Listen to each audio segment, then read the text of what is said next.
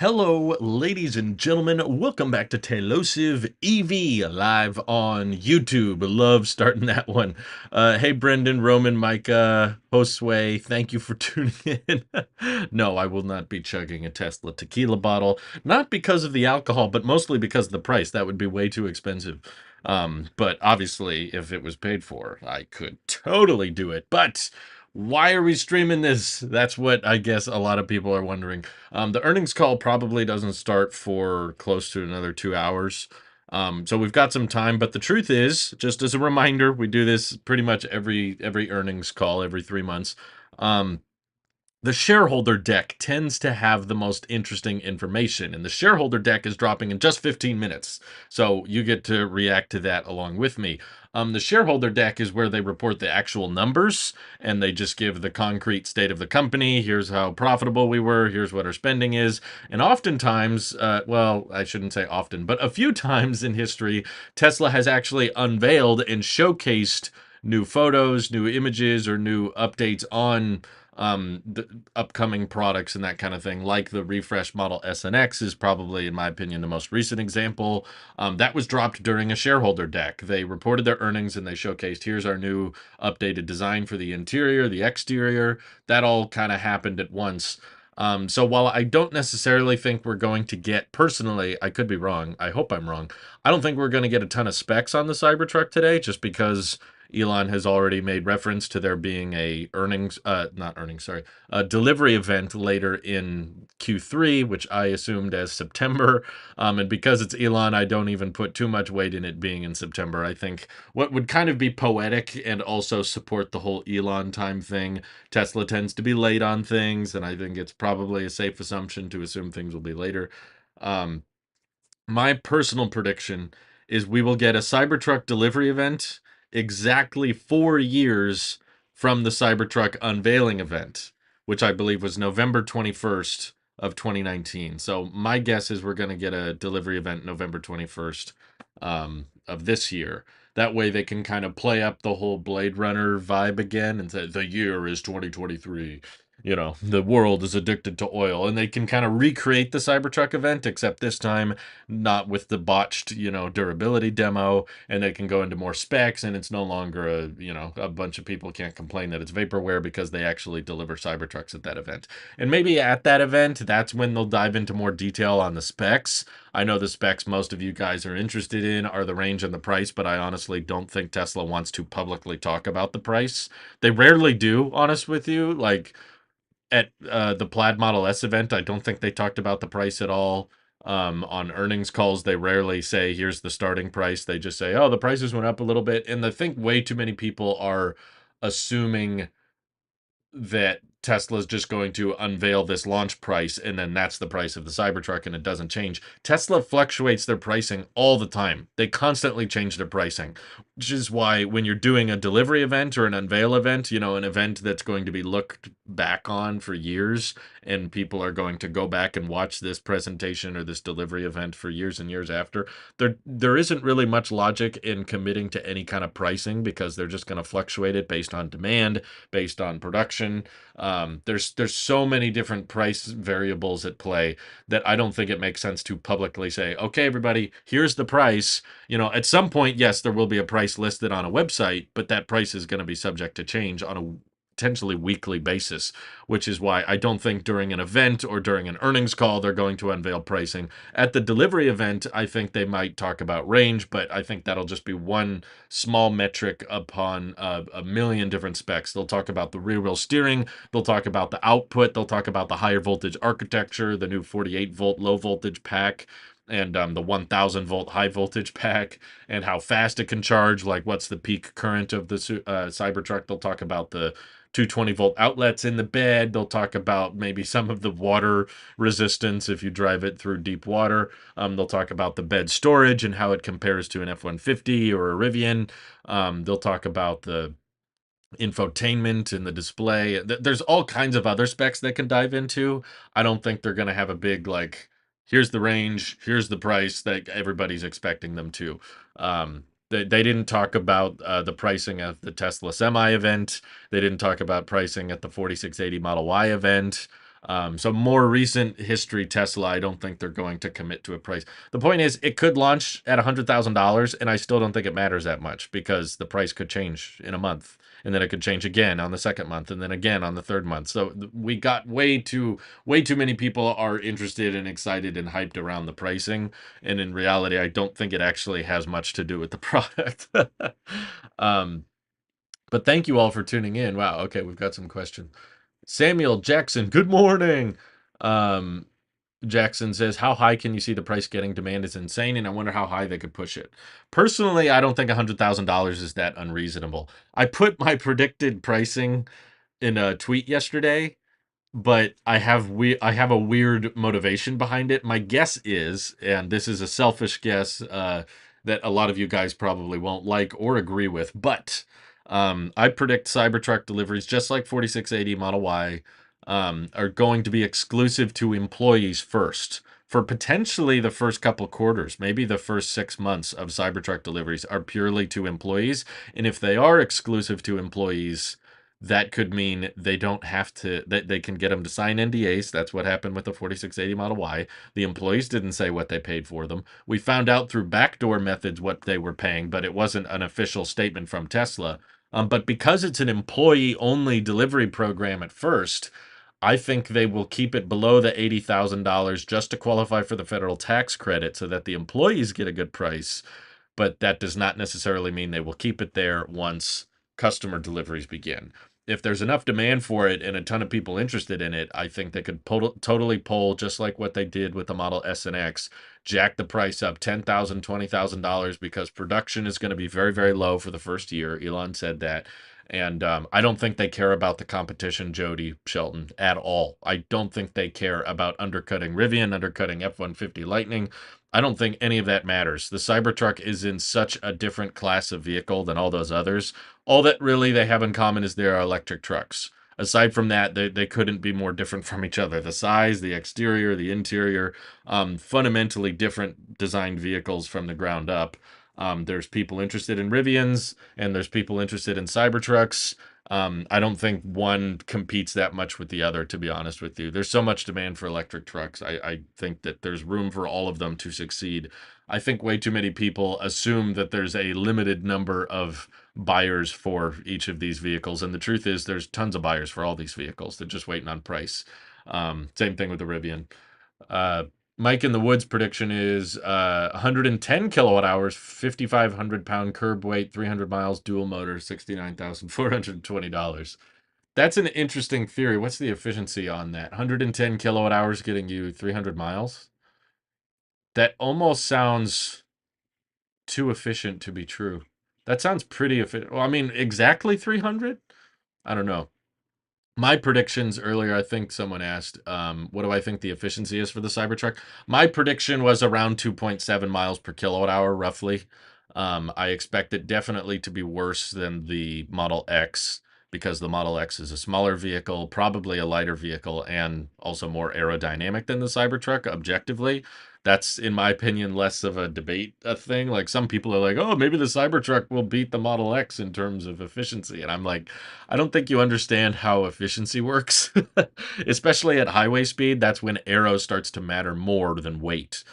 Personally, I still think the Cybertruck is going to weigh more than a Model X. But even if you personally believe, because of structural battery pack or exoskeleton or whatever it is, if you think that the Cybertruck is lighter than the Model X, that doesn't necessarily mean it's more efficient. We have done road testing. I haven't done it personally, but I've seen others. We as a EV community, I think the one I watched was from Kyle from Out of Spec. We have done efficiency testing with trailers where you can load up a very, very aerodynamic trailer with like 10,000 pounds of payload, and then you can have an empty trailer that's the opposite of aerodynamic, like a big flat wall off the back. And the non-aerodynamic trailer that's empty will actually consume more energy than the aerodynamic trailer that's full of cargo. So at a certain speed, aero will affect your efficiency much more than weight. Now, personally, I don't think the Cybertruck is lighter than a Model X. So my EPA guess is 2.7 miles per kilowatt hour. My real world guess, when people actually start driving around the Cybertruck, they're more likely to get 2.5, 2.4 miles per kilowatt hour. But That's not what the EPA will get. Um, I don't know the official drag coefficient of the Cybertruck, but I can tell by looking at it, and also we've put it through. I think Mike did it a few years ago. My friend Mike works in engineering, and he put the Cybertruck through a simulated wind tunnel and was pretty impressed by the aero. It's not better than a crossover, but it was definitely the most aerodynamic we've ever seen a pickup truck look. You know, inherently by design, most like the traditional cliche. Imagine just a normal looking pickup truck. That design is horrible for aero. You've got this big open bed, which is essentially like dragging a parachute behind your vehicle. You've got these big flat drop offs off the back, which creates all this extra wind drag and turbulence. Inherently, pickup trucks are not very aerodynamically shaped. The Cybertruck, in my opinion, is the most aerodynamic shape we've ever come up with as a company. Like as an automotive industry, I haven't seen a pickup truck more aero focused than the Cybertruck. Very, very gradual, very low hood position, which is good. Most pickup trucks have this big box out on the front that sticks out. That's bad for aero. Cybertruck has this very low starting point in this seamless, gradual slope from the hood up the windshield.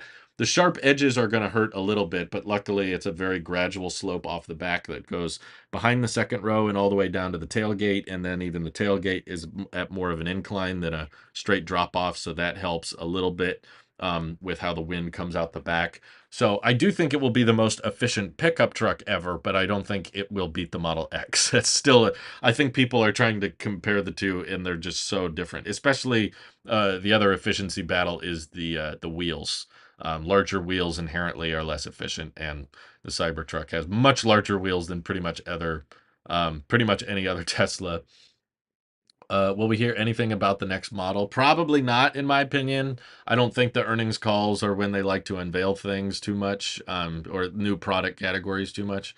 I'm refreshing the investor relations page right now. So in the next 4 to 5 minutes, they'll probably drop the shareholder deck, and then we can look through it together. Um, I did the math at 350 miles and 130 kilowatt hours. At 110 kilowatt hours, it came out to around 300 miles. Well, I guess 110 kilowatt hours is for a truck at least, that's a relatively small battery pack, so that could improve on the weight a bit. Um, but yeah, sometimes it doesn't scale necessarily the same. At least in the other direction. You knock off 20 kilowatt hours and you assume 2.7 miles per kilowatt hour. Let's see, yeah, you're right. That would knock off about 50 miles, I guess. Um, that's a reasonable expectation, I suppose. But I think they want to go a little bit comfortably above 300. Maybe not exactly 300, but 5,500 pound curb weight is also interesting. You're expecting the dual motor to weigh about the same as a Plaid Model X. I still think it's going to be 6,000 pounds at the low end, and the tri motor will probably be closer to 7,000 pounds. What about the truck tonneau cover? Will it improve efficiency? Absolutely. That's pretty much the main reason you put a tonneau cover on a pickup truck is to improve your efficiency and aero.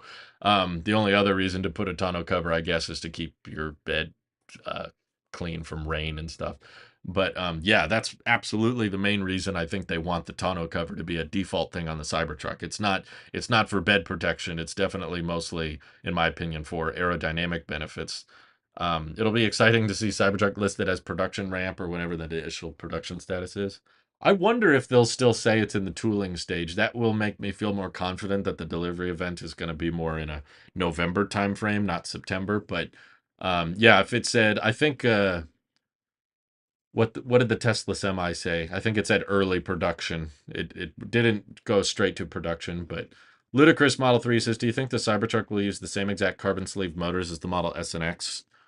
Probably, yeah. For the tri-motor, at least. I don't think the dual motor will. I'm guessing that because the Cybertruck is a larger, heavier vehicle, they're probably not going to put in the same exact motors that they put in the Model Y all-wheel drive, but they might put in the same motors that they put in the Performance. That's my theory. I could be wrong, but I think they'll put the same performance motors in the Model 3, Model Y, and the regular dual motor Cybertruck. Not necessarily because it needs to be a performance-oriented vehicle, but just because it's a larger vehicle that's heavier than the Model 3 and Y, and it's more inclined to be doing towing and be moving around big payloads in the bed and stuff. So because of that, I think they'll probably beef up the motors a little bit so there's a bit more traction, and the acceleration will probably be good, but I don't think it'll be performance Model 3 and Y good. Like, not as aerodynamic as the Model 3 and Y, and also much heavier, so you're not going to get 0 to 60 in 3 seconds, but you might get it in 4.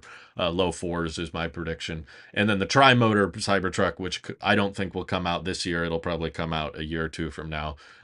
That one, I think for production efficiency's sake, it makes sense to give it the same carbon sleeved rotors as the Model S and X. Tesla usually likes to share as many parts and components as they can between vehicles. There's a I forget what it is. There's some kind of like inverter box that Monroe was showcasing that uses the exact same component across all their vehicles. The Model 3, Y, S, and X had this like inverter cover that fit across every single one they were comparing them to. I forget the exact part it was, but yeah, if they're doing a triple motor system, the only difference maybe why they might not use the carbon sleeved motors is because I think they might want to incorporate a powertrain similar to that of the Tesla Semi, where the rear motors can decouple for efficiency. By the way, a lot of people think that decoupling saves, like, maximizes range by 50% or something. It's not. Like, again, when you're talking about highway range, aero is the biggest thing. That's why the Tesla Semi is super efficient, is because it's so aerodynamic. And then after that, it's weight, because that affects your rolling resistance. How much weight does it cause to move the vehicle further and then have that grip of the tire on the road? So the more your weight increases, the more your so having a decoupling motor doesn't change your aero, it doesn't change your weight. All it affects is how much power the motors have to consume, which I think helps out maybe 5%, 10% better range. But there is also a little bit of a weight penalty. So it makes a lot of sense because you have to add in all those extra parts and components to be able to decouple the motor rather than keep them permanent. It adds to the cost and complexity of the powertrain. But in the case of the Tesla Semi, it's moving 80,000 pounds. It's so heavy that the little decoupling parts is marginal. It's such a small percentage of the overall vehicle weight that it doesn't really penalize them much because the vehicle's so heavy, and the powertrain for that entire semi truck is really, really small. So it makes a lot of sense on a vehicle like the Semi. Your aero and your weight is the main focus, but then the powertrain consumption, I would say, is probably third at that point. Just how efficient is your powertrain? And I think that the decoupling probably grants you 5 to 10% better range, not like 50, some people were thinking.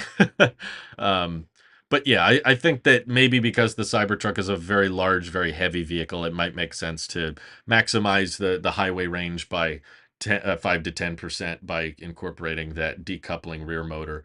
But we don't know for sure. That's still speculation. I don't know what the first production Cybertruck is. We're guessing it's the dual motor. That's my prediction, but I could be totally wrong. Um, do I believe the solar tonneau cover option will be able to be added to the first production models later? No, I'm afraid, and I personally don't think they're going to end up doing the solar tonneau cover option. I think that was probably a one-off aspirational Elon tweet, but since Elon made those initial tweets, he has mentioned on several interviews that he doesn't think solar on cars is a good idea, and it provides a marginal amount of energy, and it's just not worth it. So it's a bummer, but I'm afraid that it just doesn't really make too much sense in Tesla's head. In my opinion, it's still worth it. Even if it only gave you 10 miles of range a day, I would rather have that because it could prevent phantom drain when cars are parked for extended periods. And sometimes, if you're just at home, not working for the weekend, or you're driving a different vehicle, sometimes your car doesn't go anywhere and it's sitting there for 2, 3, 4 days. And in that case, 10 miles a day turns into 40 miles of free range. I would take that. Sure, 10 miles a day translates to like 3,600 free miles of charging per year, which is awesome. So I'm all in favor of solar, even if it's a marginal benefit, but I guess it adds a lot of complexity at manufacturing level, which is why Tesla is probably not for it. But I at least hope that they could put in the little like solar pins somewhere in the vehicle so that as an aftermarket accessory you could put some solar on there if Tesla doesn't want to do it themselves. But um my guess is Tesla is going to go as minimal and as basic as possible with Cybertruck production because they've gone through production ramps before. They know how complicated they are. Oop, shareholder deck is up. It's up. It's up. Here we go. Let's download. Let's see. I'm Model Y became Cybertruck factory tooling on track, producing RC4 build. Okay, I'm gonna look at all the numbers later. Yeah, Cybertruck still in the tooling stage, which is kind of what I expected. I'll read all through this later. Ooh, yes. Water testing. Nice. Oh, driving through the mud. These are really low quality pictures, though. Usually they're much higher resolution. Whoa, that's so cool to see it wrapped up like that. Oh, that's awesome. Nice. Ooh, there's all the castings. Where's that exoskeleton, Elon? Yep, the first unit. What's funny is they said, here's the first Cybertruck build, and there's no driver's side door.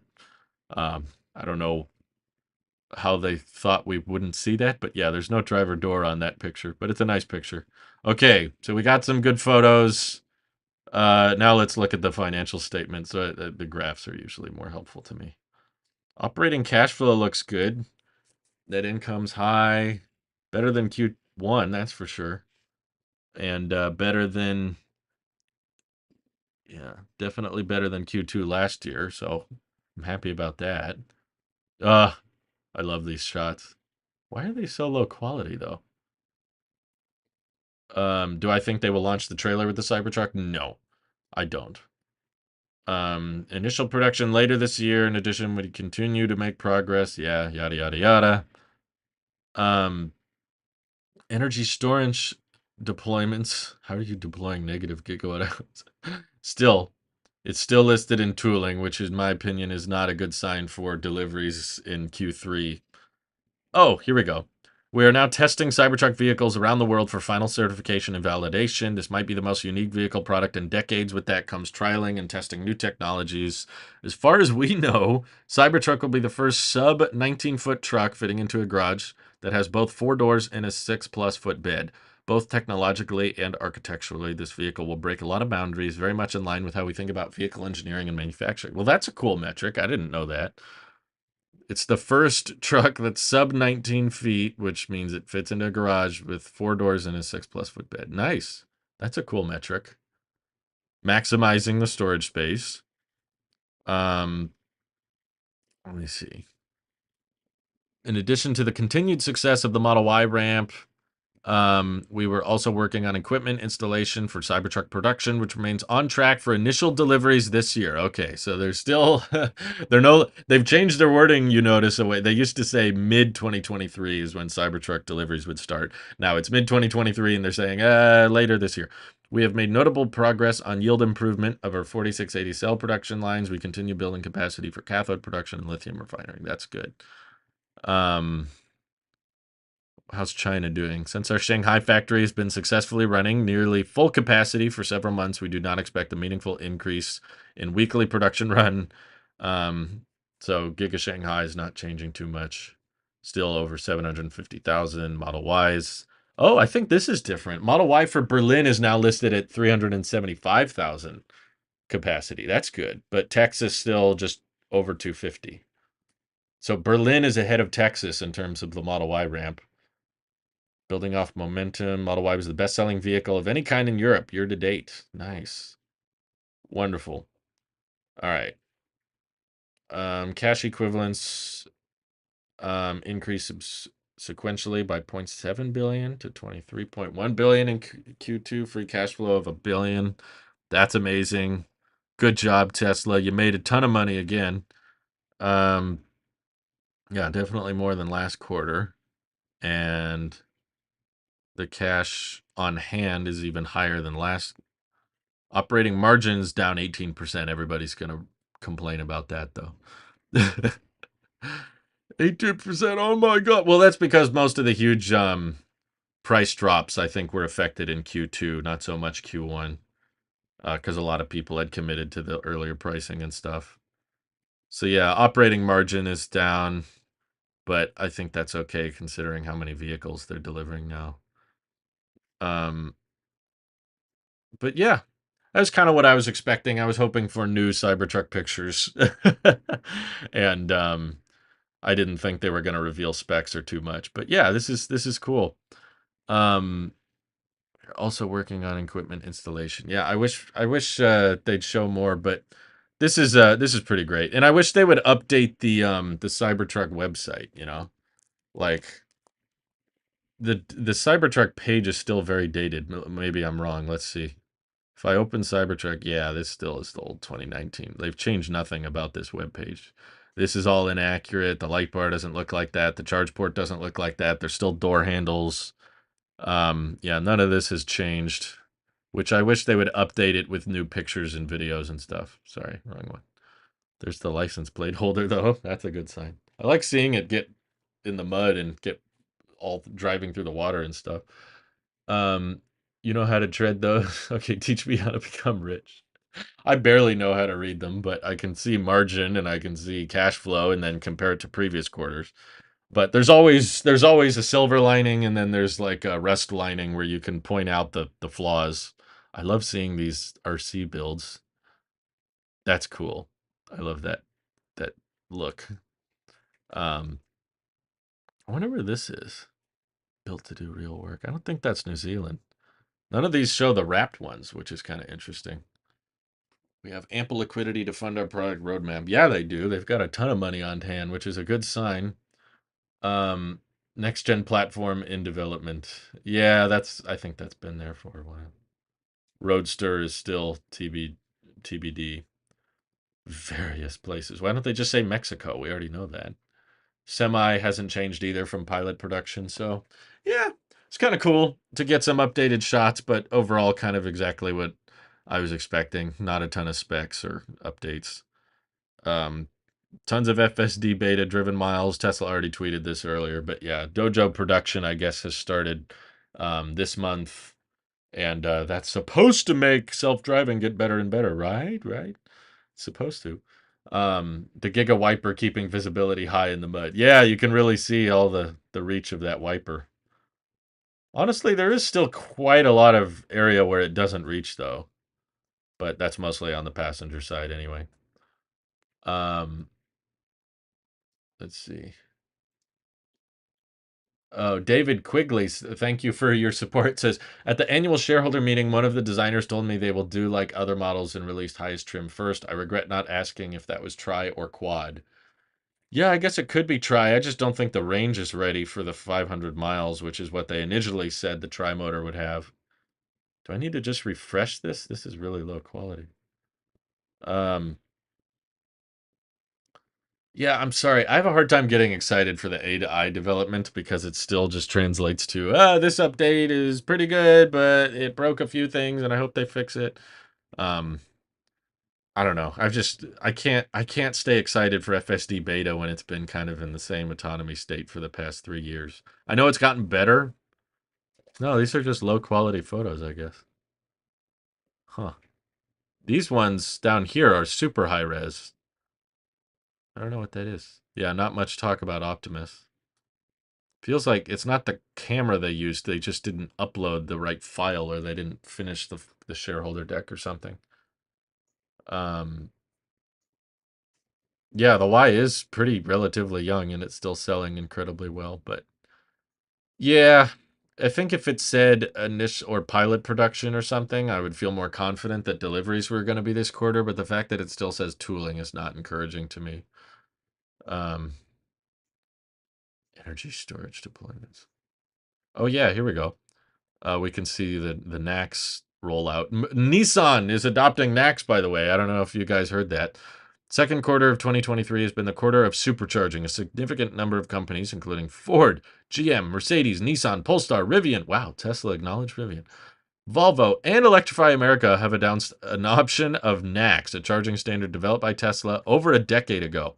I don't know if they can legally say that. NACS wasn't a thing a decade ago. The connector was there, but it wasn't called NACS. And I don't think it was a standard. For their North American products, further opening our charging network in 2024 will enable both faster market conversion from combustion vehicles to EVs, as well as faster growth of our charging network through a larger addressable fleet. That's good. That's a good sign. You know, they were working on the shareholder deck this morning then because they listed Nissan, which was just announced a few hours ago. Oh, I see. It's harder to see the panel gaps in the low quality images. That's a good idea. Um, Later this year, no, The delays have already settled in. It's not going to be mid 2023, in my opinion. Later this year usually means at the very, very last second. Um, that could mean December, but I think November 21st is poetic in a way, and they'll probably have some ready by then.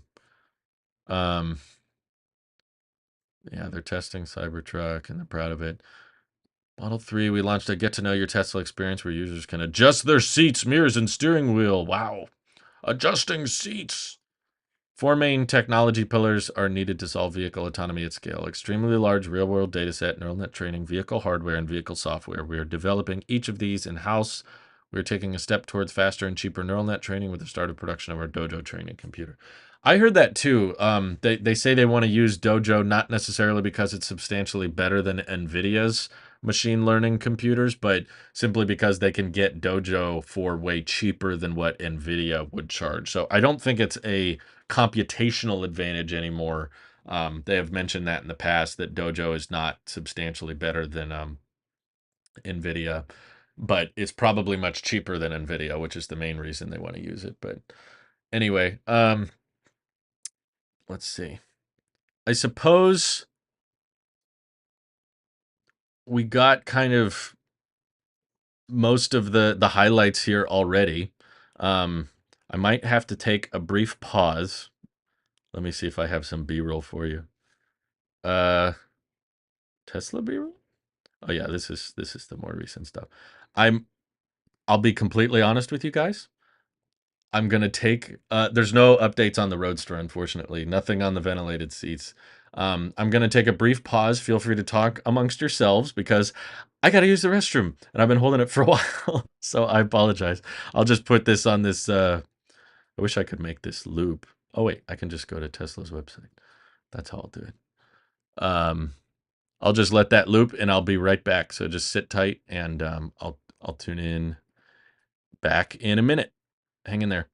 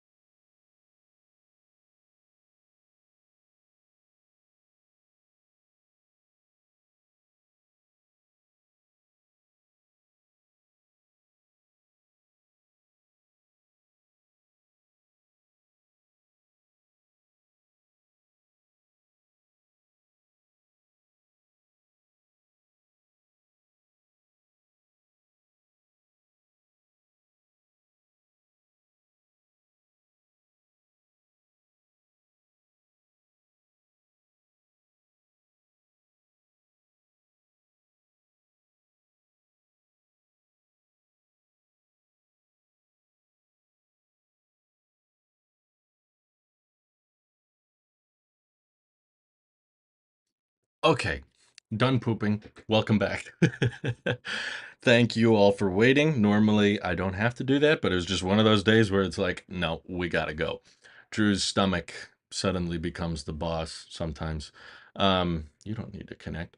But yeah, pretty uneventful earnings report, which is typically what happens. But maybe at the earnings call, they could give a little bit more detail about when they expect to have this event, or if it should be later in the year versus now in Q3, which is what they initially promised. Personally, I am not too encouraged by the wording. Seeing them shift away from uh, mid 2023 to now them saying it later this year is, and it still says tooling on the progress page here. This is what makes me think I don't think deliveries are going to be in September. I hope they are. I hope I'm wrong. Maybe they'll word it differently at the earnings call, which should be in a little bit. But Pepto Bismol is my friend. That's true. Isn't it possible they did develop NAX in all but name a decade ago after CCS communication language was finalized? Um, well, it wasn't the difference was it wasn't like an official standard that someone could just choose to use. The difference, like Tesla didn't make that big. Let me plug this in real quick. Tesla didn't make that big statement where they said opening up the North America charging standard. That was a change on Tesla's part. You know, if it was always a connector that anybody could have used, then it wouldn't that public statement wouldn't have mattered. That wasn't just a branding change. We've changed the name of it from Tesla connector to NACS. They open sourced the design of it. They said, here's the documents, here's exactly all the dimensions of it, here's how it works, here's how you build it.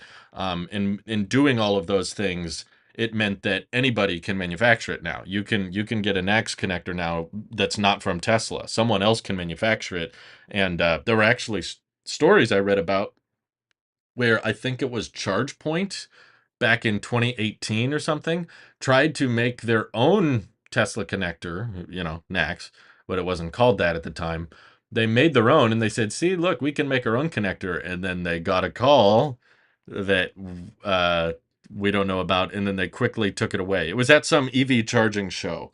But I don't believe that the Tesla connector was accessible or manufacturable by anybody other than Tesla until they officially made that we've opened up the North America charging standard. But if the iPhone event and Cybertruck event are on the same day, which would you stream? Honestly, that'd be a tough call. Maybe the Cybertruck event simply because there's only going to be one of those and there's iPhone events every year. But the truth is, Tesla events are usually pretty boring and not that insightful. Tesla doesn't have a PR department, and it shows. They love to do events, they love to do presentations, in my opinion, more often than they should, and they're not very well polished. They're not very well executed. There's usually too many Q&As, and they don't iron out their details, the presentation, and Elon isn't that great at speaking on stage. And heck, the Cybertruck unveil event was so bad they removed it from their YouTube channel and their website. You can't find it anywhere unless someone screen. The only evidence that we have now of the Cybertruck unveil event is screen recordings that people did of the event. Tesla thankfully hasn't like copyright striked people for reposting it, but they haven't taken down like their Model 3 events or the Model Y events or the Plaid events or the Roadster event. Didn't take down any of that, but they did take down the Cybertruck event. So uh, yeah, they're just a lot less articulate and a lot less organized. So they're kind of hard to watch. The information they give is interesting, but the event themselves is usually not very good compared to an iPhone event, which is super well polished and thought out and usually well filmed and pretty insightful. It gives you all the details you're looking for and they're well presented. So yeah, I'd probably watch the iPhone event. If I'll watch them both, obviously, but if I had to watch one live, it would more than likely be the iPhone event. I bought the CCS adapter to find out that it's still slow. I don't know why people are still getting the CCS adapter, especially now that everybody's moving towards NACS. Even Nissan, who switched from CHAdeMO to CCS and now switching to NACS again. It'd be funny if Nissan made a vehicle with all three connectors. We've got CHAdeMO, CCS, and NACS all in the same car. Oh my God. Hopefully they don't do that. No superchargers in your area. Well, there's not superchargers really in my area either, but that's why you charge from home, I guess. Just because the window's shattered? I think that might be part of the reason, but I also think that Tesla later on, like a year after the event, removed all pricing info from the website. So originally, when they first unveiled it, they let you configure it, and they were like, okay, dual motor is 50,000, tri-motor is 70,000, and 500-mile range. But later on, they scrapped the website of all those specs. In my opinion, because they likely don't want to commit to those, and there's a high likelihood of them changing those.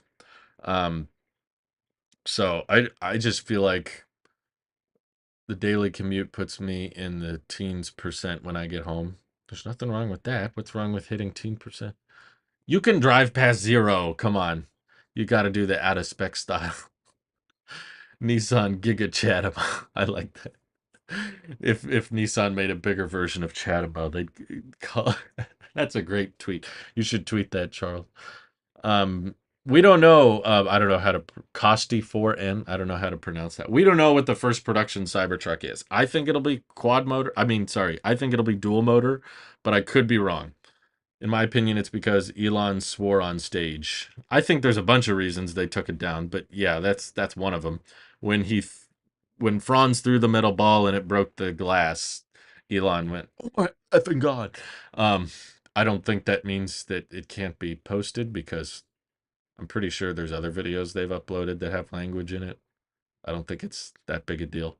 Do I think Toyota will switch to NACS? Personally, that yeah, I think in the North American market, everybody is going to switch to NACS. In my view, it's only a matter of time. We have so many automakers already on board. Most of the major ones have already switched. Tesla, Ford, and GM. That covers practically everybody. And then the supercharger network obviously is already NACS, and now the next biggest charging network, Electrify America, is switching to NACS. I don't think it's cost effective or sustainable to assume that EA is just going to forever and always have two. At every charge station, they're going to have NACS and CCS. That's not likely. They might, in the meantime, in the short term, they might have two. But just like Blu-ray versus HD DVD and VHS versus Betamax, you typically don't have two competing standards around for a long time in terms of like hardware ports and connections. Usually one takes over the other, the superior one or the one that is more mainstream that most people end up using. So yeah, I think it's not even a choice at this point. It's just a matter of time. Um, because the vehicles that keep CCS1 are going to be at a severe disadvantage to all the vehicles that have NACS. All the vehicles with NACS are going to have access to more than twice as many chargers and the far better chargers, of course, with the reliability and the uptime as superchargers compared to anybody else. Um, and now there's going to be more motivation on the charging networks like Electrify America and all the other big charge providers like ChargePoint and EVgo. They've all announced NACS support. So in Blink, so all those other DC fast chargers with NACS are going to be more motivated now that Ford, GM, Tesla, Mercedes, the list goes on and on, Volvo, Polestar, with everybody else switching to NACS. The charging providers are going to have a cost advantage to just put in chargers with NACS. They'll save a ton of money by not shipping a CCS connector on their vehicle. And now that there's so many vehicles moving away from that, there's going to be less and less reason to support the CCS infrastructure in the first place, which means that if you're, I don't know who it's going to be, Lucid or Toyota is what Micah used as his example, whatever company you can think of, they're more than likely going to have substantially worse sales of their vehicle if they just continue to use CCS because you're going to have the inferior charging network. You can't access as many stations, or you're going to have to rely on an adapter, which is obviously more work and more time consuming and kind of limits your charging speed on top of that. So basically, I think if the company doesn't want to switch to NACS, their products aren't going to sell very well, if at all. Like Lucid isn't switching to NACS for a whole bunch of reasons. A lot of people act like Lucid's off the hook because of the high voltage architecture. I'm like, well, it's a problem, but that doesn't make them off the hook. It's still their fault. Lucid was the one who backed themselves into that situation. Um, not putting any work or any time into developing their own charging network was strike one. Strike two was optimizing their vehicle for an architecture that is basically not supported.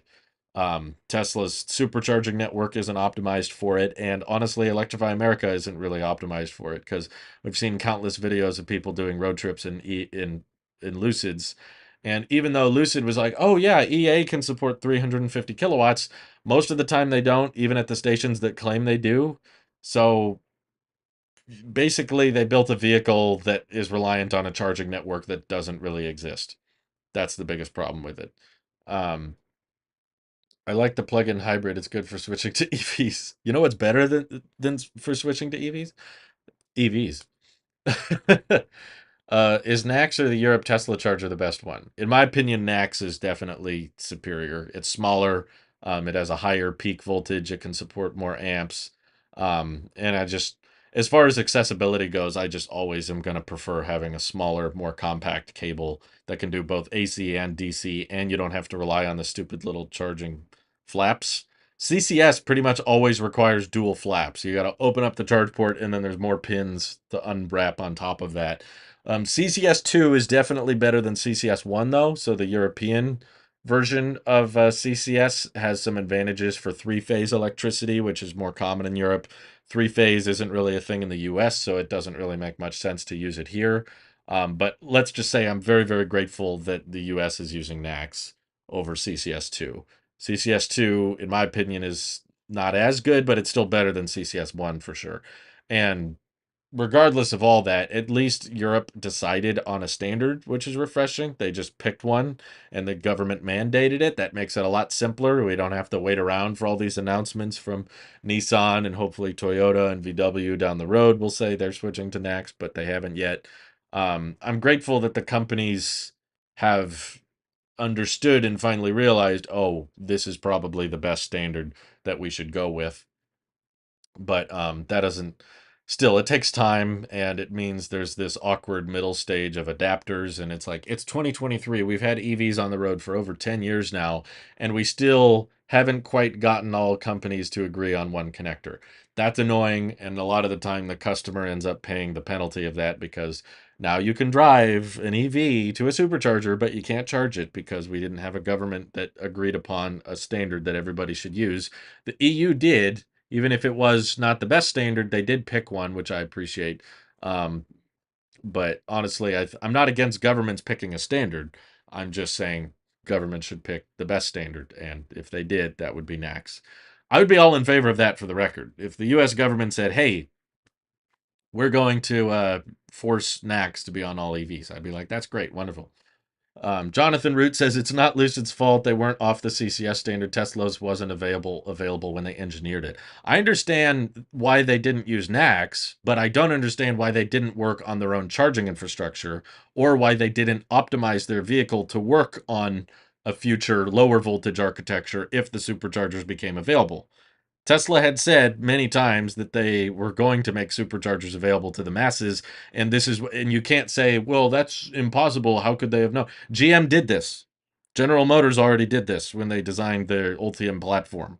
They designed the battery pack to charge at a high voltage when available, but it can also split itself in half and charge at 400 volt when needed, which is why GM is able to ship high voltage vehicles that are at the 800 volt architecture, similar to Lucid, but they can also still appreciate higher peak speeds at a 400 volt architecture by splitting the battery pack in half.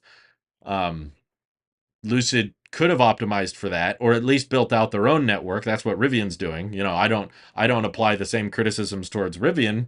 I don't think they should use CCS, but that was what was available at the time. And to compensate for the inferior charging networks that CCS was on, they said, okay, we're going to build out our own network. So they started designing the Adventure Network, and they have deployed stations, and they work, and people have used them. And basically, Rivian tried to come up with a solution so that you could bypass Electrify America, and Lucid did not. That's where I say it is Lucid's fault. They're stuck in this predicament. GM can afford to run multiple charging and battery platforms. Well, I think, yeah, I mean, GM's not running at a massive profit either, but if Lucid can raise billions of dollars for no reason, um, no, honestly, I don't think it's that expensive of a technology. It's just something you have to incorporate for. I can't say it's their fault for not having enough money. um, but no, that's developing a few inverters in a battery pack, in my opinion, isn't outside the realm. I mean, GM is putting this in vehicles that is far cheaper than Lucid's, so it adds a bit to the complexity, but relative to all of the other complexity involved in Lucid's vehicle, it's their fault for designing a vehicle with essentially no charging infrastructure. They could have optimized and said, okay, let's build it for lower voltage and higher voltage when available. I don't think that's some mysterious magical equipment that no one could have predicted. GM predicted it, and now that it's available, that doesn't mean that you can't add it now. It's not like it's too late. We can't change the Lucid vehicle's design. Okay, you can't help the people that already took delivery of the Lucid Air, sure. You can't help them, but there's not that many people who have taken delivery of the Lucid Air in the first place, which is why I think they could at least say, like, the Lucid Gravity is going to have a way to split the battery pack, like the Hummer can or the Cadillac Lyriq can with the Ultium battery pack. You could say, okay, the Gravity will have NACS and it can charge at high voltage or low voltage. It's not like the technology doesn't exist. And if you're this early in your production ramp and Lucid has only delivered a couple thousand EVs, you are so early. I mean, unless your company dies off, then I guess you're not that early. But if Lucid, assuming they survive and they're around for 10 years, then this is so incredibly early in the production process that it is not too late, in my opinion, to change it or accommodate so that at least people who buy new Lucids could access the superchargers. That would make the vehicles far more tempting, but um, it might be like owning a DeLorean, except now we're in the age of software, so you stop getting software support on your DeLorean very quickly. But I do think it's their fault. Can anyone tell me if there is anything related to Cybertruck price range release dates? Nope, John. If anything, the Cybertruck is still in the tooling stage, and Tesla kind of prefaced that they are doing a lot of testing because it's a very new vehicle. It's the most unique vehicle product in decades. With that comes trialing and testing new technologies. And they said that initial production will start later this year. So, in my opinion, that means Q4. Maybe they're not pushing the deadline officially, but based on the wording that I'm getting here, this does not seem like a vehicle that is going to start deliveries in a couple months. Um, we're in Q3 right now. We're like past halfway through July, and they claim later this year. To me, that probably means December or maybe late November is my prediction, but hopefully I'm wrong. I would love it to be delivered sooner if possible. It's already late. I don't think they're sandbagging. You can't sandbag on something that's already been delayed. That's what I always. Maybe Elon's sandbagging on the Cybertruck. It's like it was supposed to come out in 2021. You can't sandbag it on anymore. Cybertruck being able to fit in a garage is huge for home charging. Well, I mean, it's the size of most pickup trucks, so I don't think that's huge per se. But and garage is not like an objective metric. There are small garages and there are big garages, but yeah, Cybertruck's the kind of thing that I think a lot of people will leave outside, but you can charge a vehicle outside. That's not a problem. They could also just spend a little more to make their Wonderbox inverter thing support normal speeds at 400 volts. Yeah, exactly, Charles. I feel like that's not inherently complicated technology, and I would update it as soon as possible if possible. But Hyundai and Kia, I can maybe understand not wanting to switch because they've already built their whole platform on 800 volts, but they're building so many cars. They're building like tens of thousands of cars, whereas Lucid is building like what, less than 1,000 a month at this point. I think they built like 2,000 cars in Q2. So less than 1,000 cars a month. You're not ramped up. Hyundai and Kia, I could maybe understand. Oh, switching our vehicle to support the Wonderbox inverter is going to be complicated. Okay, that makes a bit of sense, and especially because Hyundai and Kia are trying to make like $40,000, $50,000 cars.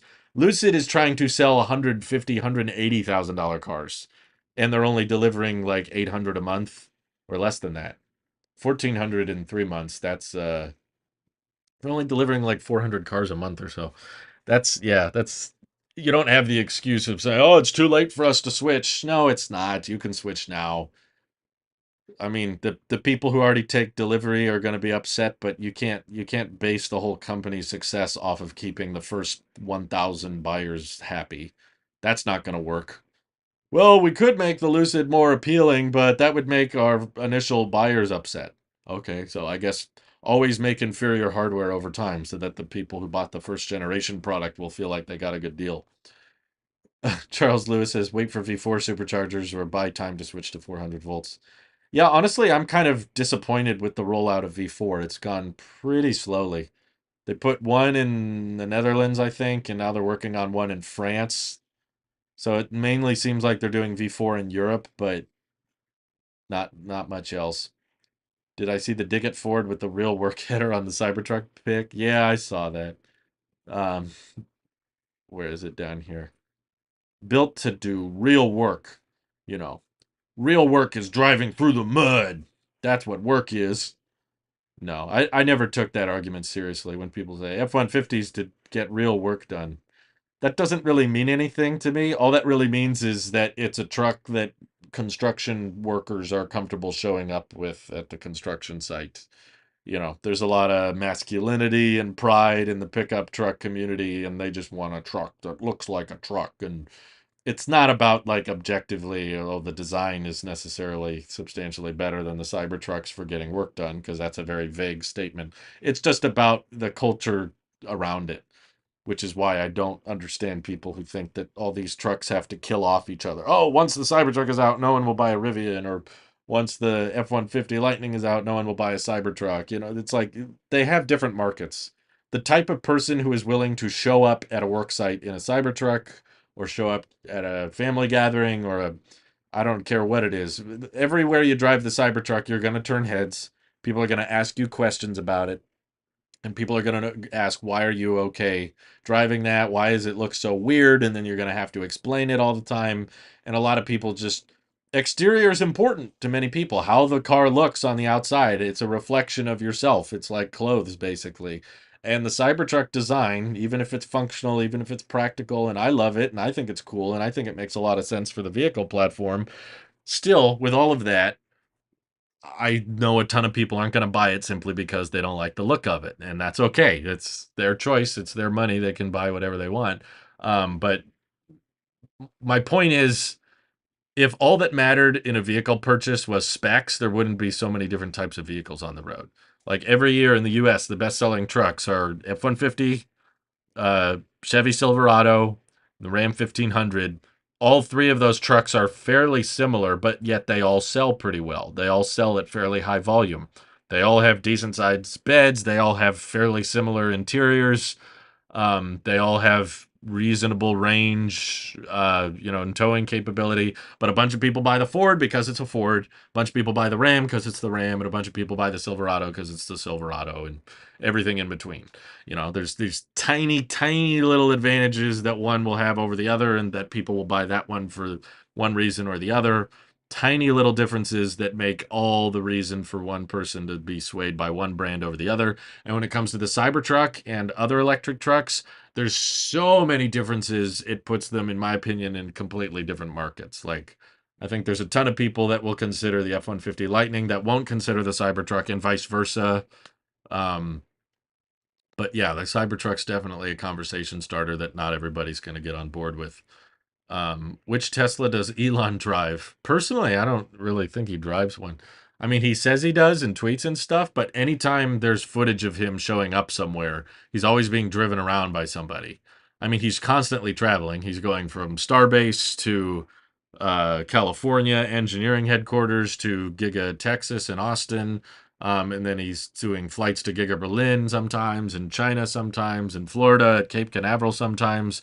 So I honestly don't think he's a big driver. I think he mostly takes his private jet everywhere. And anytime I do see him getting in a car or going somewhere, he's always in the back seat of a Model I, or maybe in the passenger seat of a Model 3 I've seen, but I don't often see him just driving around his personal vehicle. He claims, I think, that he drives like a Plaid Model S or something. Um, but yeah, I don't think he has like a daily driver because he's always traveling. He's always going somewhere. How do you think Lucid could possibly save themselves if it's possible? I don't really think it's up to them. I think Lucid's making a lot of poor decisions, but the Saudis keep bailing them out. So I think it's up to the Saudis whether or not they'll survive. Lucid's burning through cash. They would have ran out of money by now if it weren't for the Saudi pouring money into them. I don't know why. I don't understand why the Saudis would want to pour so much money into a company that's clearly failing and burning through cash and has honestly like admitted themselves that they might never be profitable. They've said that in their own statements. Um, so I don't really think there's much they could do at this point because everything I encourage them to do is going to cost them. It's going to force them to spend more money, which is the biggest problem they're facing right now. So let's just assume for the sake of the argument that let's say the Saudis keep pouring money into them so they have an infinite check. How can they save themselves? Well, it's like, well, are they really saved if they just keep burning money? But I assume you mean like how do they turn profitable? My advice would be to scrap the high range thing because I don't think that's going anywhere. Clearly, they've tried to and they're struggling to sell their cars and there's not very many people interested in buying them, particularly because of the charging experience and how bad it is. So I would focus more on doing like 320 mile range vehicles for cheaper. I would focus maybe more on just being a luxury sedan that has decent charging speed. Yeah, obviously, I would put in a Wonderbox that can support the 400 volt. That would be priority one. Announce you're switching to NACS as soon as possible, and you can charge at the superchargers via an adapter and get good speeds on it. And I would just, instead of putting in 118 or 105 kilowatt hour packs, I would be putting in like 75 or 60 kilowatt hour packs. And they're super efficient. They're super high energy dense so that the energy consumption is really low. Um, but I just think that the whole high range thing is killing them. They're just forcing themselves to carry these massive battery packs around, eats into the profitability. And I think getting down your cost of operation would be crucial. So I would probably pull back on the luxuriousness of it a bit, maybe try to simplify the interior, make it cheaper to build. Um, and at least on the Lucid Gravity, I like the exterior design, but I would definitely start the Gravity with NACS from the beginning, not start with CCS, and have it optimized for low voltage and high voltage charging, like 400/900. Lucid funding comes 50% from the Saudis and 50% from out of spec Dave. Yes, that's great. Although it's not true though, because out of spec Dave bought his used, so out of spec Dave actually hasn't sent Lucid any money. He bought it secondhand because the guy who bought his Lucid Air wasn't happy with it. He ended up going with the Plaid Model S. Um, Tor Aspen says, when do I think the sale of new gasoline and diesel cars will be history in the USA and Europe, and electric cars will have 100% of the new car sale? Well, if the laws hold up, in a lot of places, it should be around 2035, where a lot of states have put that mandate down and said no more gas or diesel by that point. Now it's a government, and we don't know what the EV market will be like by then, so they could change it. They might end up pushing it back. But I think within our lifetime, new gasoline and diesel cars will stop being sold. Probably, I'd say 2040 for sure. In most places, you won't be able to buy a new gas car. But my hope is that it's not because of a law. I'm honestly not in favor of them passing a law on it. I would rather I would rather just EVs get that good to the point that buying a gasoline or diesel vehicle in 2035 is going to be so unreasonable and so stupid that no one would want to do it. I guess you might pass laws to stop like the gas guzzlers, the people that just love diesel so much they don't care about the cost, they don't care about the environment, they just love the sound the engine makes.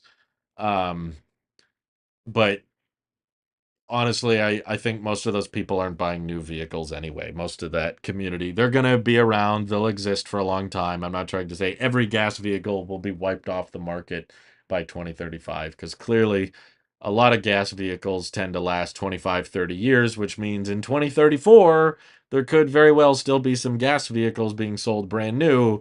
And if they last 25, 30 years, that means there's gas vehicles in operation on city streets until the 2060s, potentially, maybe longer. But I do think there is kind of an S curve of adoption where once EVs are becoming, they're already there in a lot of ways, but they become so cost effective, they become so cheap, and the charging infrastructure is so good and they charge so fast, um, that there's just there's so little point to buying a non-EV at that point.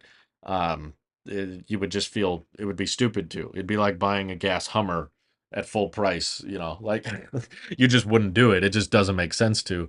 I'm hoping that the EV market, like seeing how quickly it has changed, the Model Y went on sale in 2020 and now it's 2023 and it's become the best-selling car in the world. That's all happened in 3 years. Now imagine what could happen in by 2035. That's 12 years. So Model Y goes from zero to over a million sales within the span of 3 years. Now imagine 6 years. Now imagine 9 years.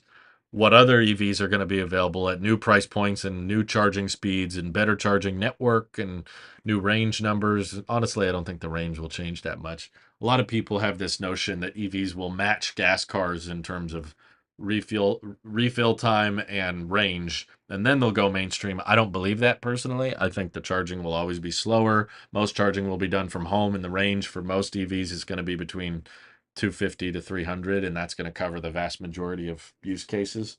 Um, but still, the pricing and the availability, I think, is the biggest thing, and it's just kind of a slow cultural shift. But yeah, it'll make less and less sense. Um, Developing world will need gas cars for longer, zero charging infrastructure. Sure, I could see that, but I also think that they will switch over easier because most developing countries tend to have higher voltage home wiring. We did a big talk about this on the latest episode of the EV podcast, where I was in the Philippines, where there were no EVs, in Thailand, which had some EVs but not as many. But their wiring there is better set up for faster home charging once they do get EVs, and the other main reason I think developing world will want to switch once EVs are available there is because gas is still very expensive. The cost of living is a lot cheaper in some ways, but and the income is a lot lower. So like a lot of people in the Philippines where I was, they're making $1, $2 an hour, but gas still translates to about $4 a gallon, which means the proportion of people's income is much higher for gasoline than it is here in the US. Because gasoline is expensive, but we're also making a lot more. So it's the portion that gasoline is taking up of our monthly budget is not as high as it is in developing countries. The only reason they don't make the switch to electric is because the EVs are so expensive. A lot of them can't afford it. And a lot of the time, the EVs just flat out aren't available there. They have to be imported. But with Tesla's next generation vehicle platform, bringing prices down, LFP ramping up in production, getting cheaper batteries, and there's more and more electric motorcycles, which would definitely be popular in more developing countries. They tend to drive more motorcycles than four-wheeled vehicles. I think it'll be later, but it will catch on pretty quick. Similarly to like smartphones. Um, Smartphones were not as common or as widespread or available in developing countries when they were in first world countries, but with economies of scale, they got the price of smartphones down pretty fast, and then they just kind of take over. And now, even in the Philippines, there's smartphones everywhere. Pretty nice ones too. Pretty like full screen, decent cameras, and all that. And I'm sure they didn't have smartphones at the same time we did, but the economies of scale come from the funding of the first world. So I think they'll transition just a little bit later than we do. But once they do start, I think it'll be pretty quick because um, don't have a home to charge. I mean, they have worse homes, but it depends on if you got more specific, we'd have something to compare to. But in the Philippines, a lot of people have houses. They're just not super nice houses, but they still that the standard for outlets and wiring there is 220 volt, whereas it's 110 in the US. So you could actually charge EVs from home more efficiently there once they do start getting EVs. Um, Developing world already gets seconds and thirds of our cars. They get new names sometimes, but they get to buy what we don't for a discount. Sometimes not even a discount, full price or a premium because it's considered an import to them. Yeah, there's challenges. I'm not saying they'll switch at the same time as we do, but I'm saying once it starts, I think it will grow rapidly. Um, Many developing countries will likely skip the fossil fuel economy. Kenya is a good example. Yeah, if it never gets too popular in the first place, they can just go straight to electric. That'd be nice. Just bypass that whole process in the first place. Let's see. Better buy your last new ICE car in the 2020s if you want one. Honestly, I wouldn't encourage anybody to buy a new gas car these days. I'm not saying there's no circumstance in which you should buy a gas car. I'm just saying if you buy a gas car, you get it for cheap because the cost ownership of it is going to be substantially higher than that of an EV.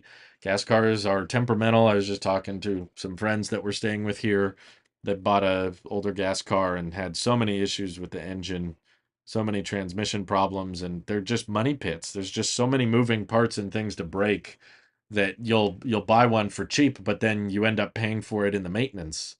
So I'm like, okay, if you're gonna buy a gas car, get the cheapest one you can because there's probably going to be things that go wrong with it. Even a newer gas car with time.